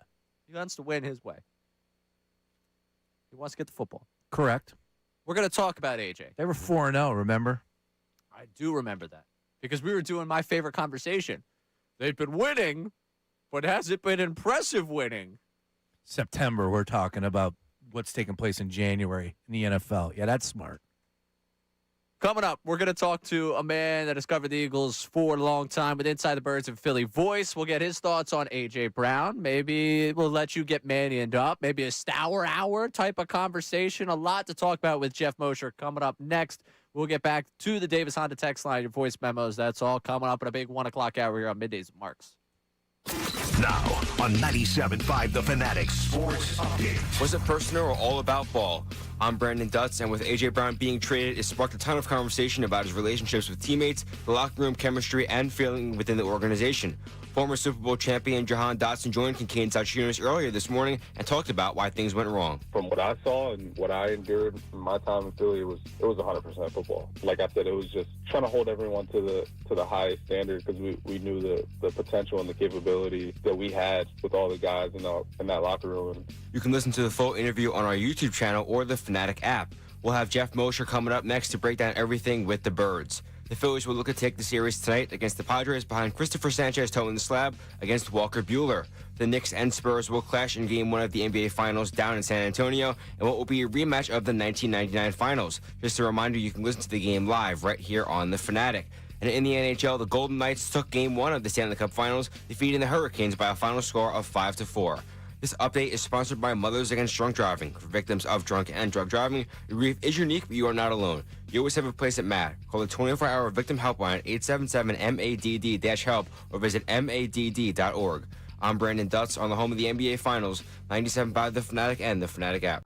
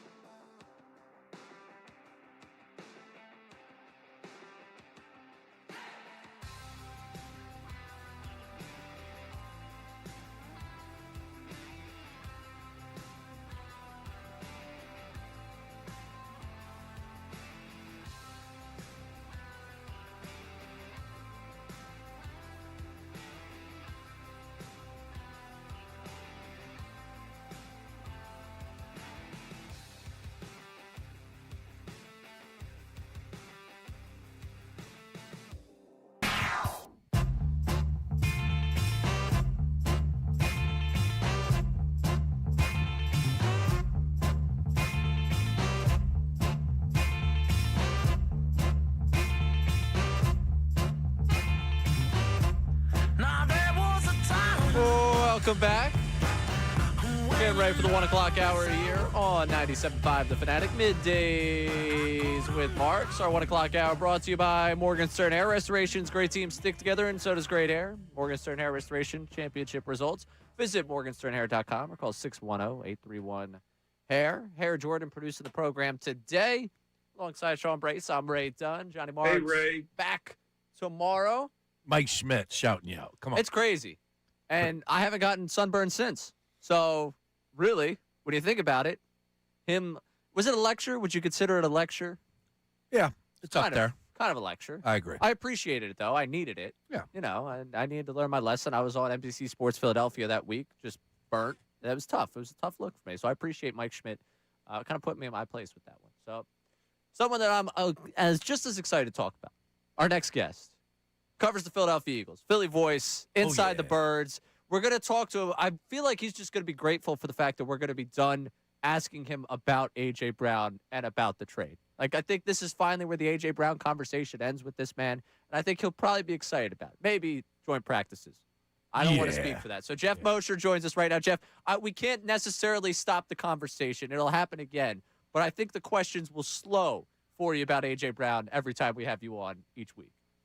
Yeah, it's going to be refreshing. It's going to be new. We're going to have new topics to talk about. And obviously, it now becomes the post A.J. Brown era discussion. But I'm ready for it, and I've been ready for it for several months. And let me just quickly say I have so much respect for you, Sean, and John when he's in, because as a former Fanatic employee myself who used to fill in on the midday show and then on weekends at weird times, there's no doubt from an eating standpoint that being on the midday show is the most difficult time, because you're far removed from breakfast. You have no idea when you get your lunch in. It's very tough. So you guys have my ultimate respect. Does he know that I was just I think he saw hoagie? you. I think he saw you crushing the hoagie. I think he's aware of the hoagie because you got him on Zoom. That was me. That was me when I was there doing the same thing. So I get it. And it's tough. I'm a big lunch guy, and that was, well, I used to be, but those were tough times, man. Live Casino. Live Casino with the food drop. With the food drop, yeah, radio, gotta love it. So they dropped off a huge Italian hoagie, and I was just crushing half of it during the break. We came back, and I said, "Oh, yeah, that's right, we got Moshe. So let me put away this hoagie right here, real quick." But also, in doing evenings, there's also the struggle there of like you don't want to go with the dinner too early. Like once you go with that. Yeah, but I mean, you can fill up during the day. You can bring some snacks. I just feel like at the midday, if you don't eat a huge breakfast, which I'm not a huge, it's just tough. You're doing all that talking in the middle of the day. You get hungry. Yep. And then you only have like a few minutes to shove a sandwich down your throat. Moshe feels our pain. He knows our pain. I've been doing this shift for almost 3 years at this point. I still haven't found a good eating method here. I have nothing. You guys, Sean might be aware because there was a legendary skit involving me and my co-host there in a weekend shift where I asked him if he thought I could make it to the deli across the street and back if I placed a pre-order in time during a commercial break. And he said no, and I said I think I could do it. And I ran my rear end off, got there and got back, but I was so damn winded that I couldn't fulfill my duty for the entire next. That's gonna happen. It became a little bit legendary. It was many years ago. Thank you for the bid idea. We're going to steal that. We're going to dump that audio. We're going to have Nate in the back, who's a tremendous runner. We'll have him do that coming up in the next couple of weeks. Try and get over there and get us all lunch. Nice. Jeff, to ask you for not the final time, but feels like we've hit some sort of finality here on A.J. Brown. The return, the conclusion, seeing it all come to fruition this week. What was the biggest takeaway of the move and what you saw from the Eagles moving off of A.J. Brown? Oh, man, it's hard to have like the biggest takeaway when you've known it's going to happen for so long. I guess what we were really waiting for was the compensation and, a 2028 first round pick. I find it a little, interesting from the Patriots standpoint as far as their expectations of themselves for the next few years and being able to give up a 2028 first round pick, which could be considerably better for the Eagles than a 2027 first round pick would be, based on how things go over the next 2 years. I think as an organization, you have to have a lot of self-confidence to do that, to give up a first round pick 2 years down the road, knowing that 2 years down the road, you're going to be probably in year one of a huge extension for Drake May, right? So you're going to need cost-efficient labor in first-round picks, and that'll be a year that they don't have one. So just fascinating. And now, guys, I'm really, just like you guys, and I wrote about this for Philly Voice yesterday, I'm really interested to see on the new offense, how it looks, how much Devontae Smith will be asked to be the one who makes up the production for A.J. Brown, which will be a little bit difficult just from an alignment standpoint and usage. And then also how much this offense might resemble other Shanahan/McVay offenses that are a little bit more balanced traditionally. So to jump back in before we get to the X's and O's and look at like what the post A.J. Brown offense looks like, just to your knowledge and to talking about people, there's been a lot obviously talked about this week about being a good teammate, being this, being that. The personality of A.J. Brown, how did it play inside of then the NovaCare complex, now the Jeff down there in South Philly? How did it play there in that locker room? And how do you reconcile a guy that seemingly wants something for himself, but everyone continues to tell you is a good teammate, is a good person? Yeah, I mean, listen, I think everybody has a different definition of a good teammate. Certainly inside the locker room, and especially young players, felt that A.J. Brown was there for them, gave them great tips, was helpful, was a good teammate in terms of learning the game. I know he organized some team events at times.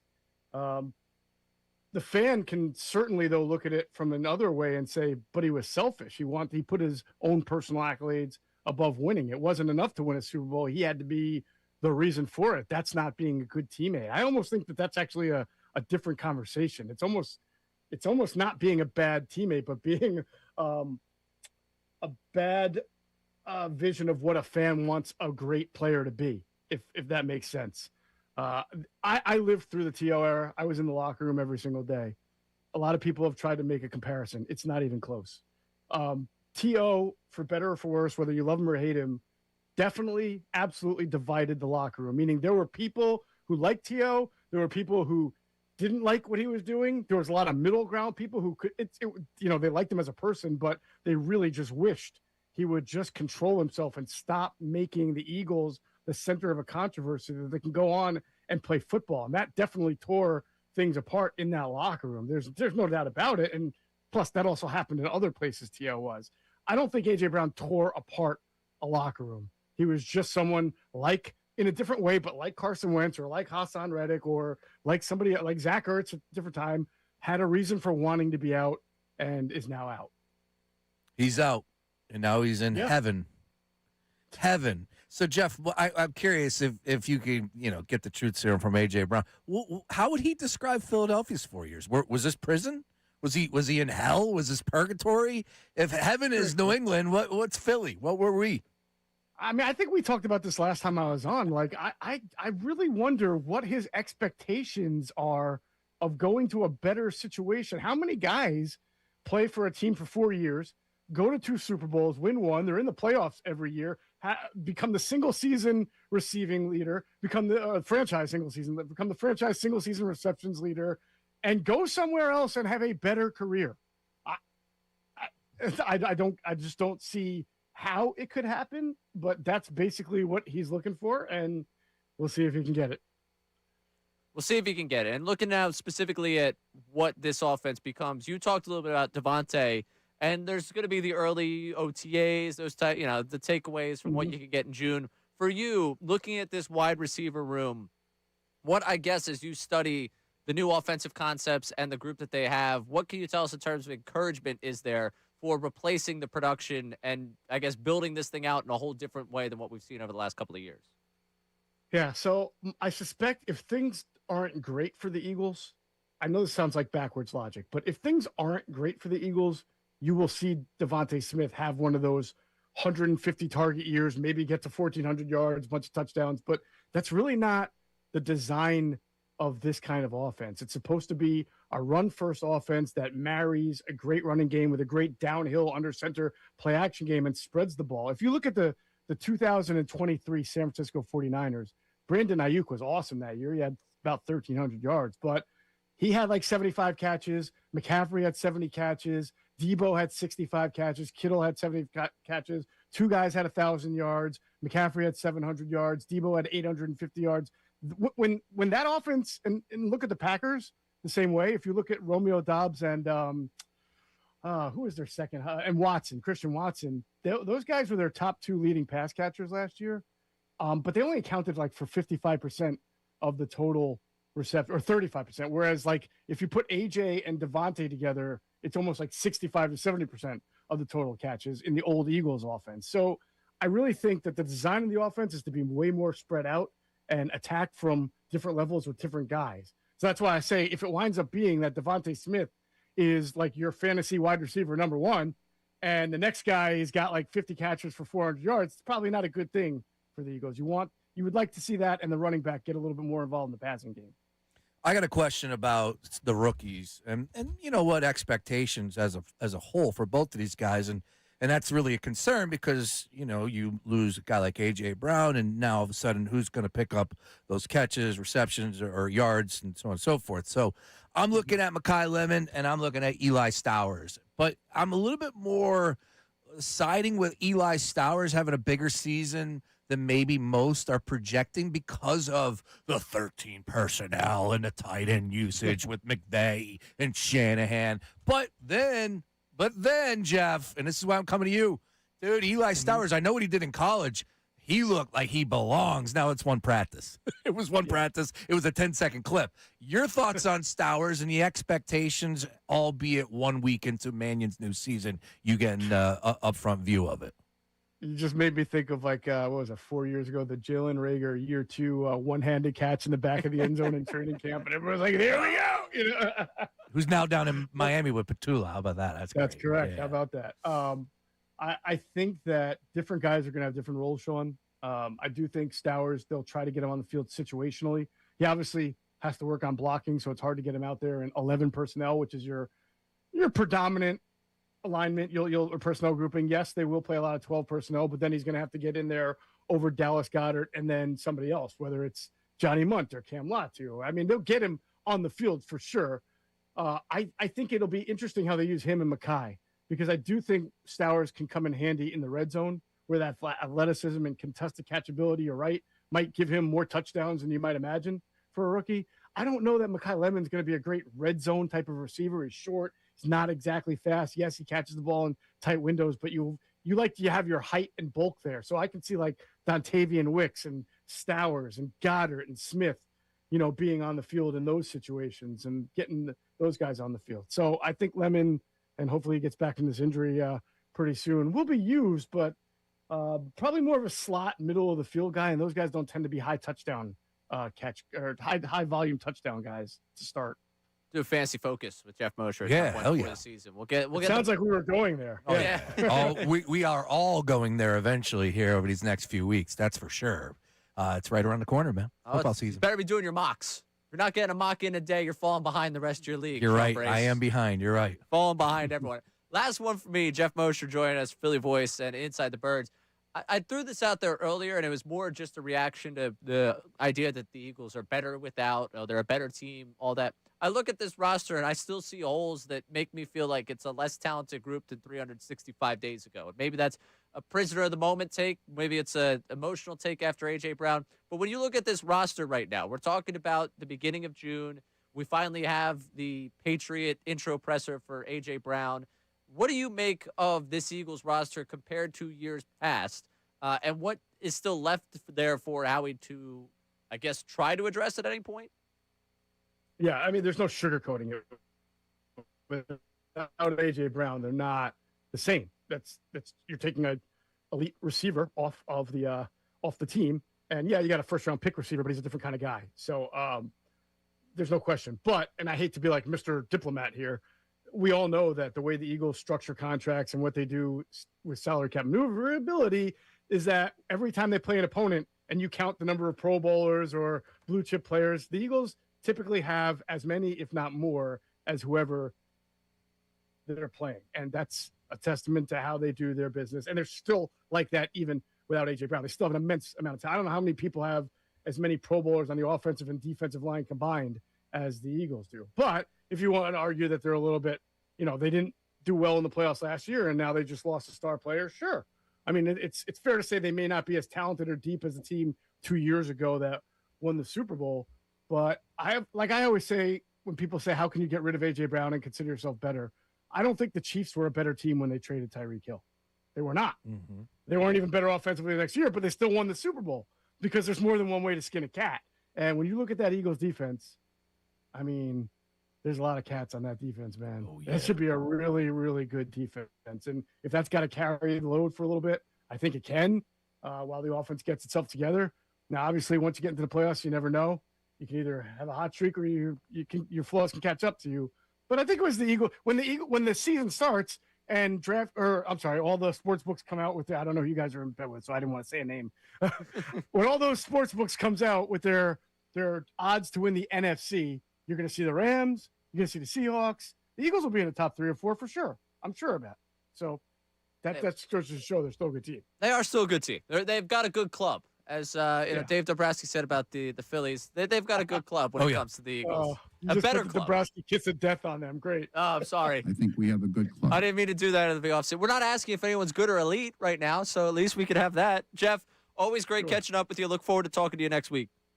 You got it, guys. Have a great one. You the man, Moshe. Jeff Always Mosher, a pleasure. Philly voice inside the Birds. Always good to talk with him. And, yeah, he can ground someone like me that could kind of get a little wound up about the roster and all that.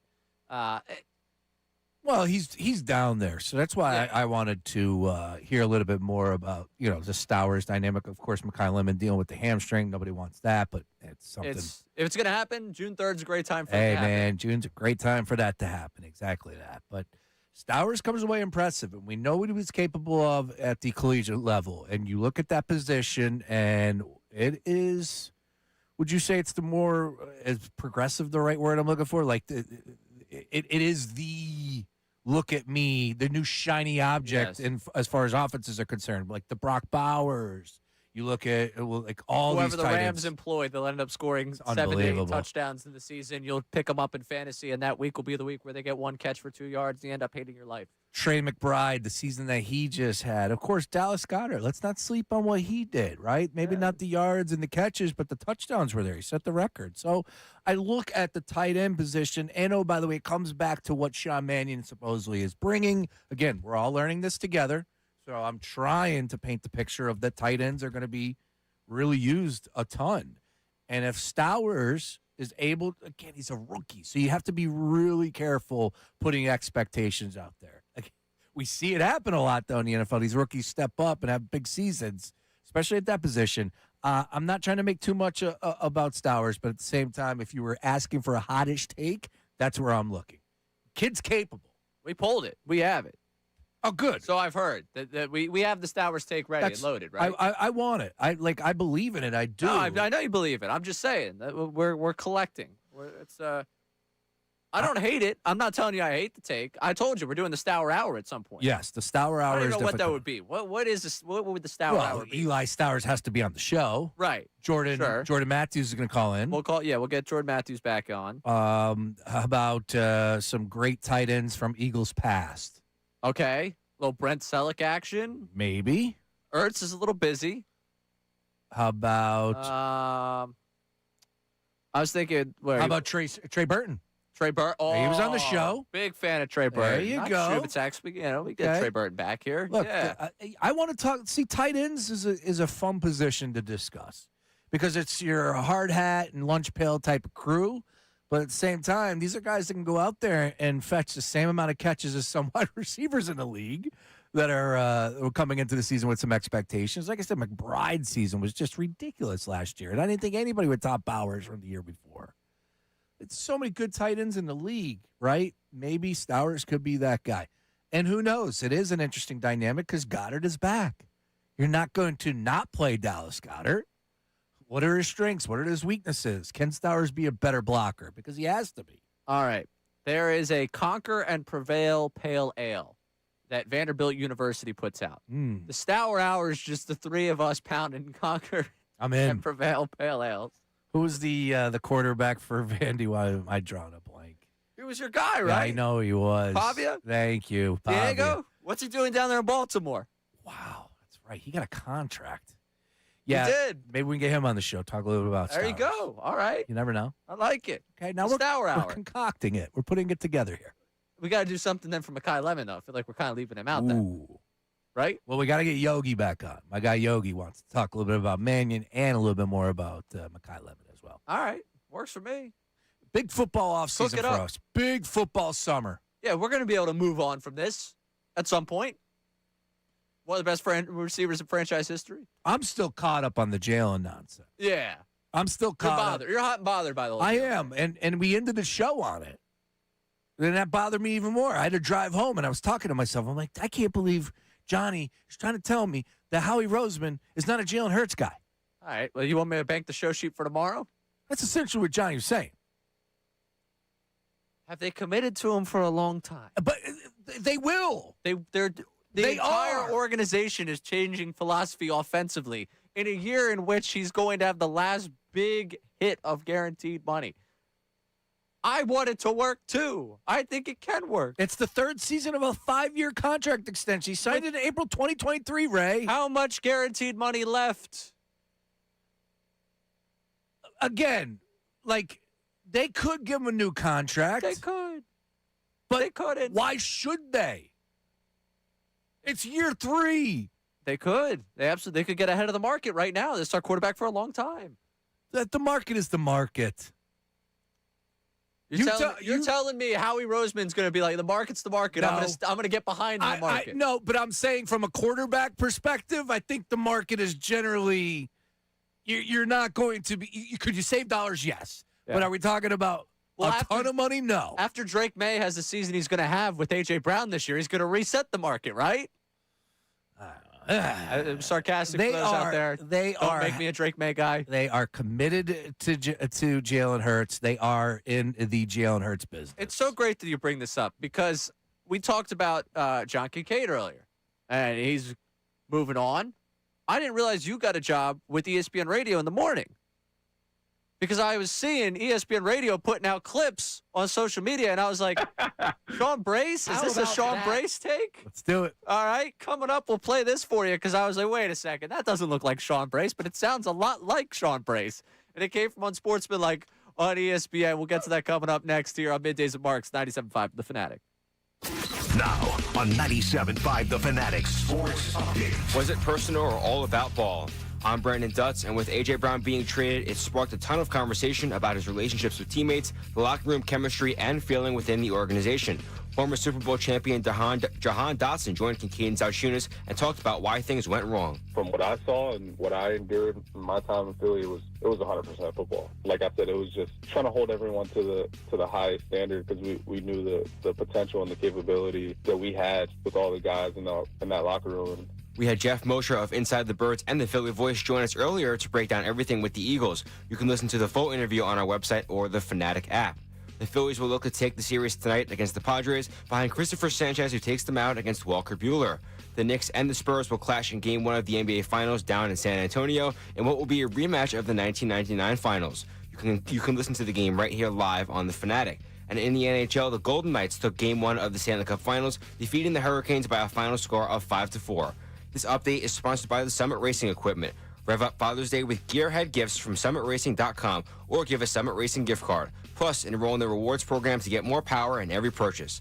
I'm Brandon Dutz on the home of the NBA Finals, 97.5 The Fanatic and The Fanatic.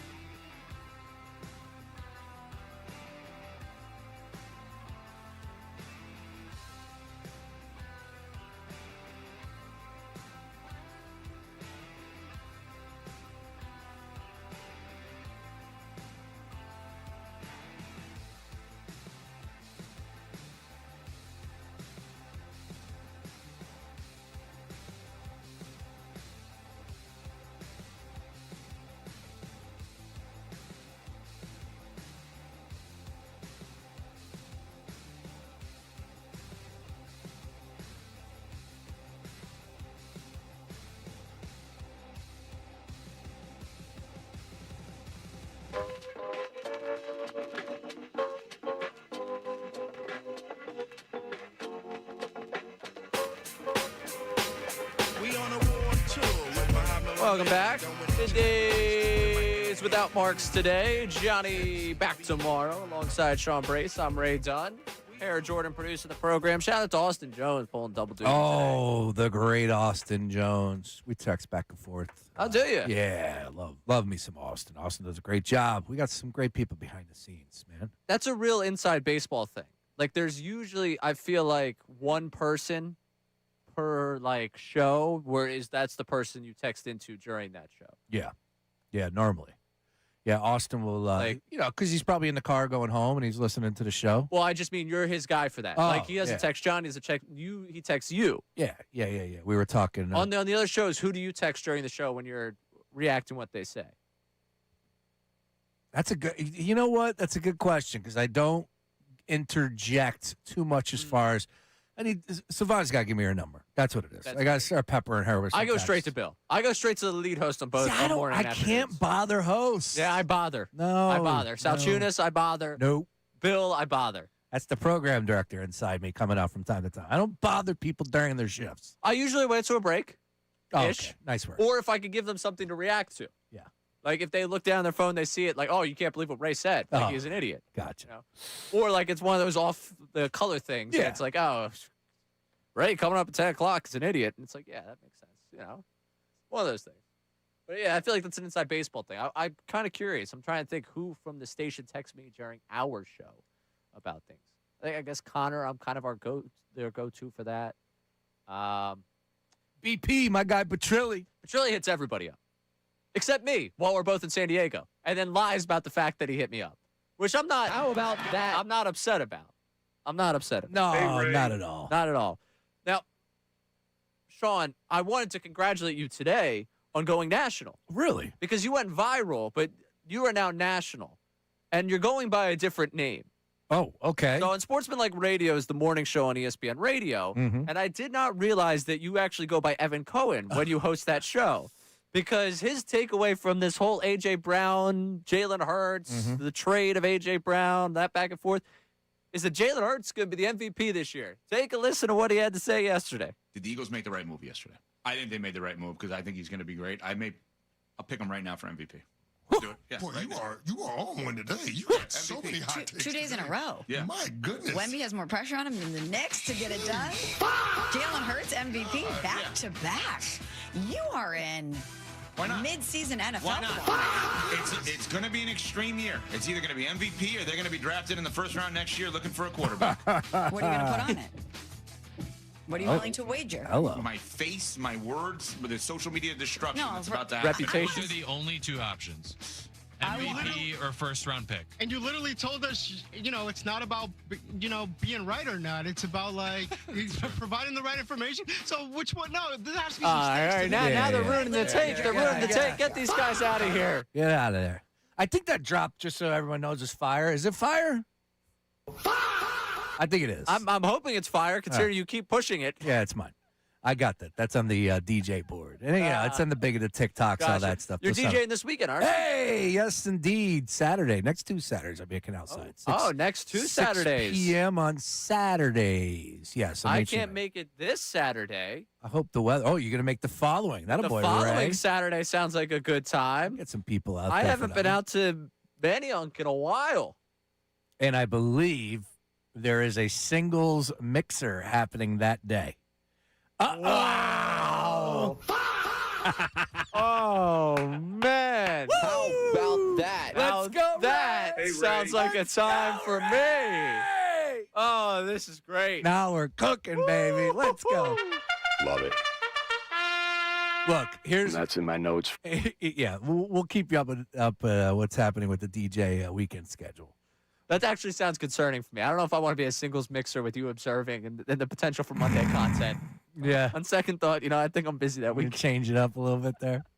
Back to the MVP discussion, though. Evan Cohen, let's go. Come on down. He is at the forefront, Ray. That's a little steep. I mean, which part of it? The fact that it's either an MVP season and the Eagles are drafting a quarterback, or the MVP season itself? I respect the take. I do. It's nice work by him. Yeah. Because everyone's zigging, you zag. He threw the MVP, or first-round selection. So I respect the take on it. Nice work. Arch Manning, you are a Philly. Let's just talk about the MVP. And from a gambling perspective, this is, what I was consumed with for the last 6+ years of my life. And I love it. I still do it day to day. But, you really have to put yourself inside the mind of the voters. Yeah. And right now, Jalen Hurts' reputation is taking just a little bit of a hit, I would say. Right, if we're honest. So you're already up against it there. You would have to throw up some serious numbers. And, oh, by the way, have probably the best record in the NFC, maybe the NFL. If that's the case, if all that can be achieved, then sure, Jalen Hurts is an MVP candidate. And, again, there's a difference. I don't want to waste money. I love people that say, oh, you know what, I'll pick Jalen Hurts at 22-1 to win the MVP. Most likely you're wasting money. Yeah. Okay? Don't burn money, folks. You know what Josh Allen is, plus 550. You know Lamar Jackson, what he is, plus 650. You know Joe Burrow. You know what you're up against with Matthew Stafford and Drake May, right?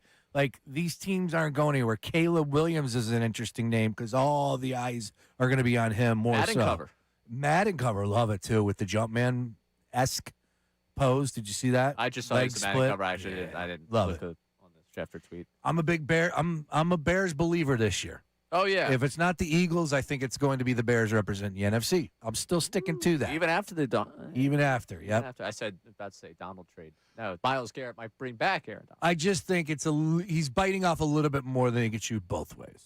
Of sticking with the MVP, you just have a lot of really good names in front of you, and I think that the team's success, because you'll have to have it, you're going to see some other teams probably have a slightly better season than the Eagles. That's all. Fair. So don't make that bet. You like where his heart's at, but you're not putting your money there. I also am one of these guys that say, look, I'm not here to tell you don't bet on your teams because, look, if you do wager on Jalen Hurts to be MVP, that's a play you have in your pocket. It's one you can root for, cheer for. It's a little bit of a long shot. I don't like drafting Eagles in fantasy football for that reason. Yeah, see, fantasy. Muddy's my water. Yeah, fantasy is fantasy. But as far as taking a shot and a long shot with a future, I don't have an issue. Yeah, the thing is, though, if the Eagles win, Saquon runs for 3 touchdowns, and I have a Jalen MVP future, I'm going to be sitting there like, maybe we should throw the ball a little bit more. Yeah. It matters to me the way we're winning. You know what you're up against with Josh Allen, best quarterback in the NFL. You know what Lamar Jackson is capable of. Is Mahomes going to be healthy? From the team perspective, who's going to have a better season, win-loss than the Eagles? These are all factors you have to put into place before you go ahead and hit send on that wager. I would not do it. All right.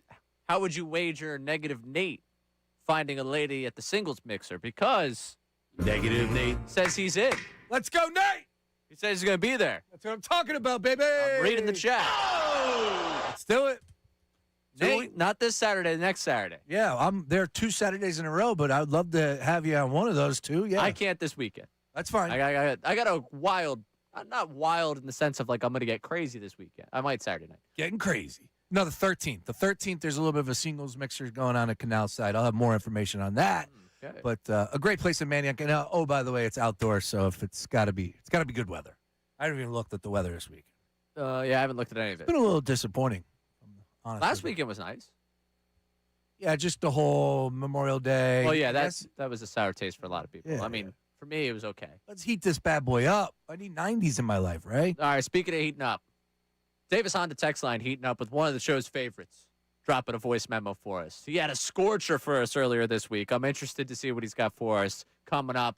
We also just need to deliver this message one more time ahead of the NBA Finals tonight. We'll have the YouTube chat recap as well. He's Sean Brace. I'm Ray Dunn. This is Middays Without Marks on 97.5 The Fanatic.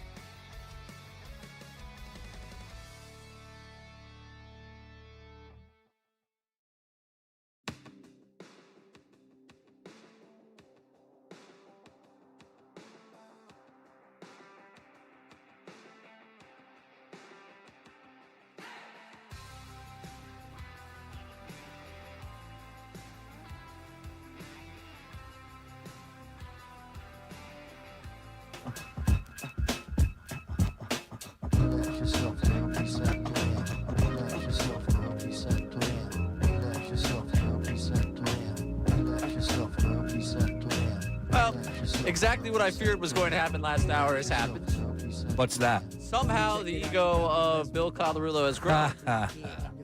In case you missed it, if you go on social media right now, former Eagles cornerback Darius Slay has posted a video of Bill Colarulo touting what Bill had to say about A.J. Brown as a teammate. Bill. And Bill literally hit the side of his head on the door walking in because his head's gotten so big since it happened. So look forward to that in 15 minutes. Can I give him the inside baseball on that discussion?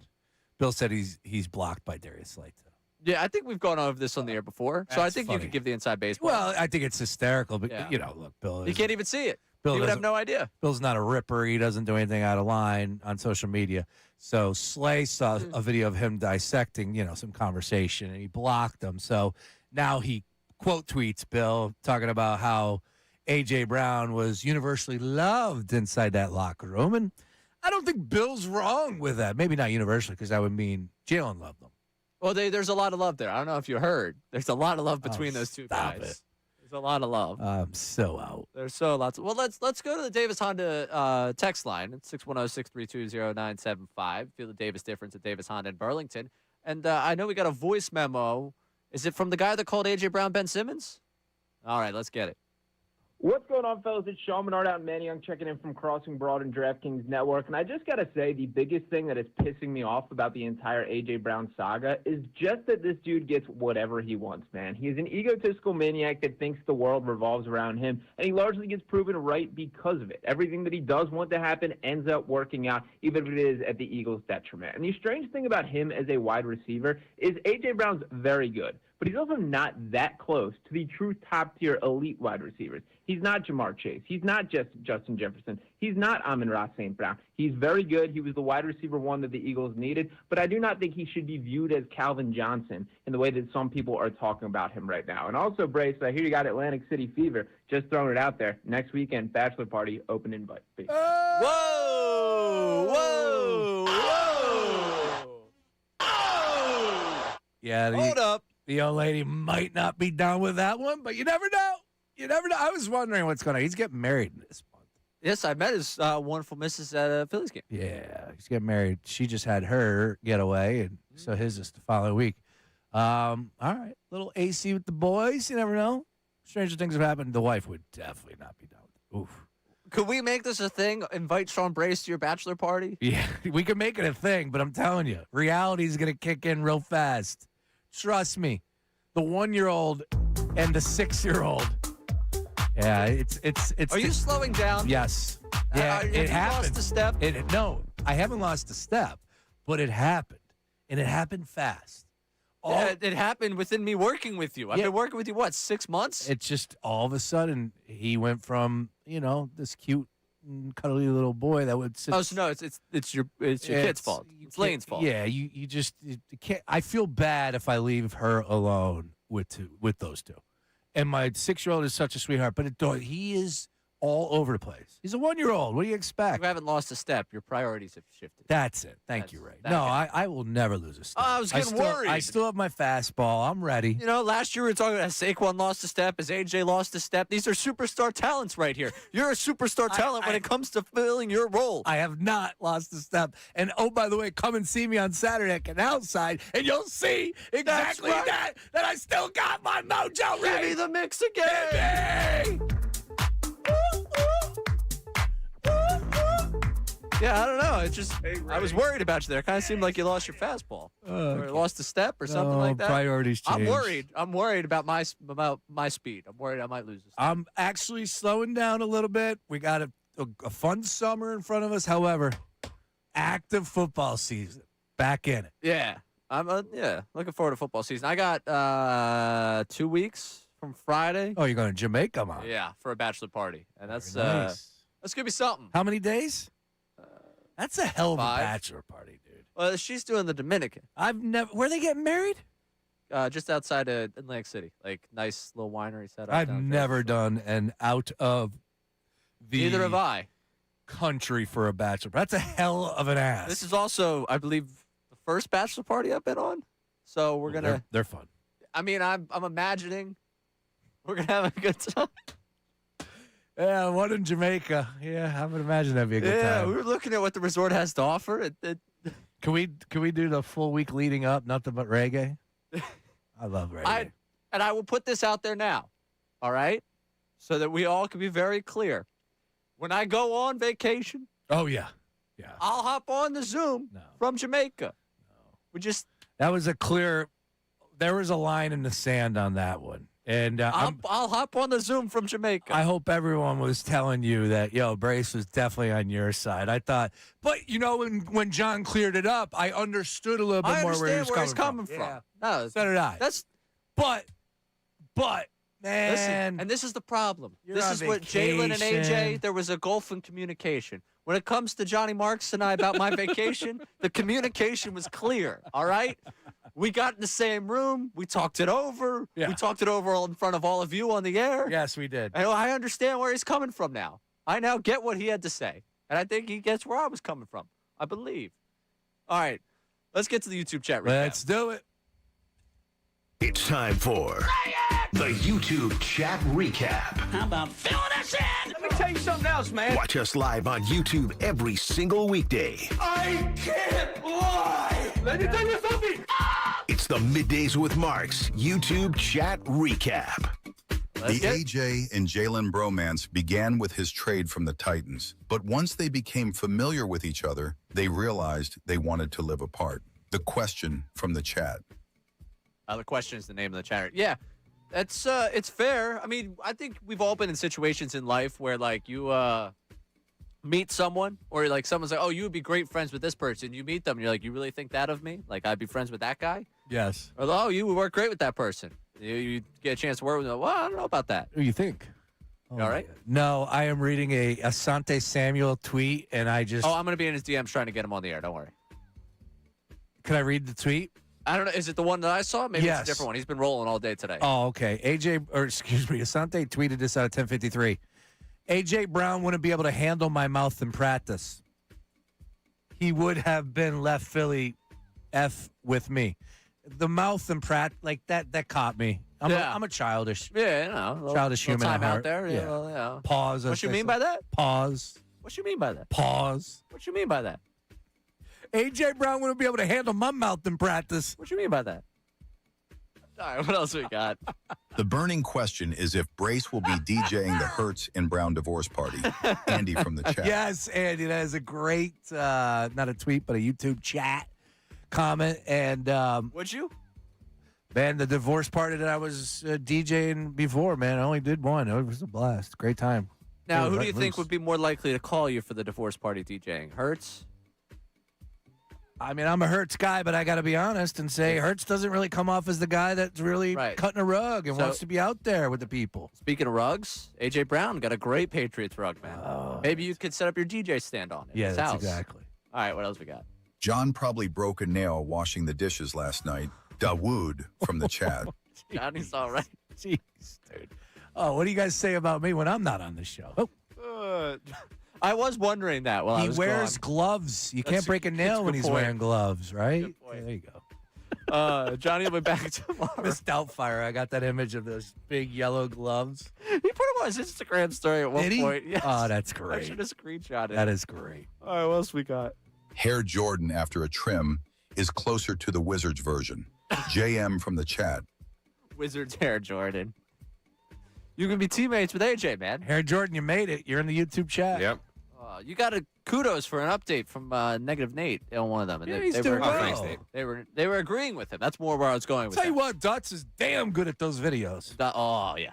Thank you, Dutz. I told Brace, we got one about Jalen, one about Harper. If we can get him crushed for the Sixers and the Flyers, I'm 4 for 4. And then Union eventually. We can get there. Are you telling me there's not a Sixers video that you got crushed for? Yeah, I let's- feel like you definitely had to have gotten crushed. Oh, no, I for a remember. You Sixers remember video. when you said that Joel Embiid would have a statue outside of the practice facility? Yes. Yeah. And he will. Yep. He will. There you go. 100%. I know. Sure. People crushed you for that one, too. Oh, yeah. Yep.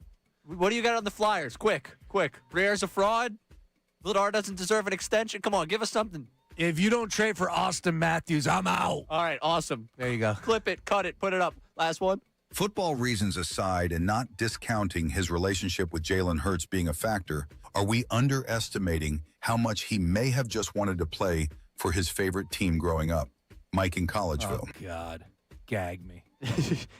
The favorite team growing up. Like, you know what? Let's grab that one. We'll use it tomorrow and let Sean Brace react to it. Nobody When ever he's got cares about these kids, these teams when they grow up. But yet now this is a big deal. Like, gag me already. He's a straight up. They said I was a diva. He's a diva. Speaking of divas, Bill's coming up next. It's Colarulo, Ricky Bose, Sil coming your way. Last thing I want to say today. Thank you, Dotsie. Thank you, Sean, Austin, Nate. Great stuff today. But go Spurs. I'm begging. How about that? Go Spurs. Coming up, Unfiltered, right here, 97.5 The Fanatic. Now on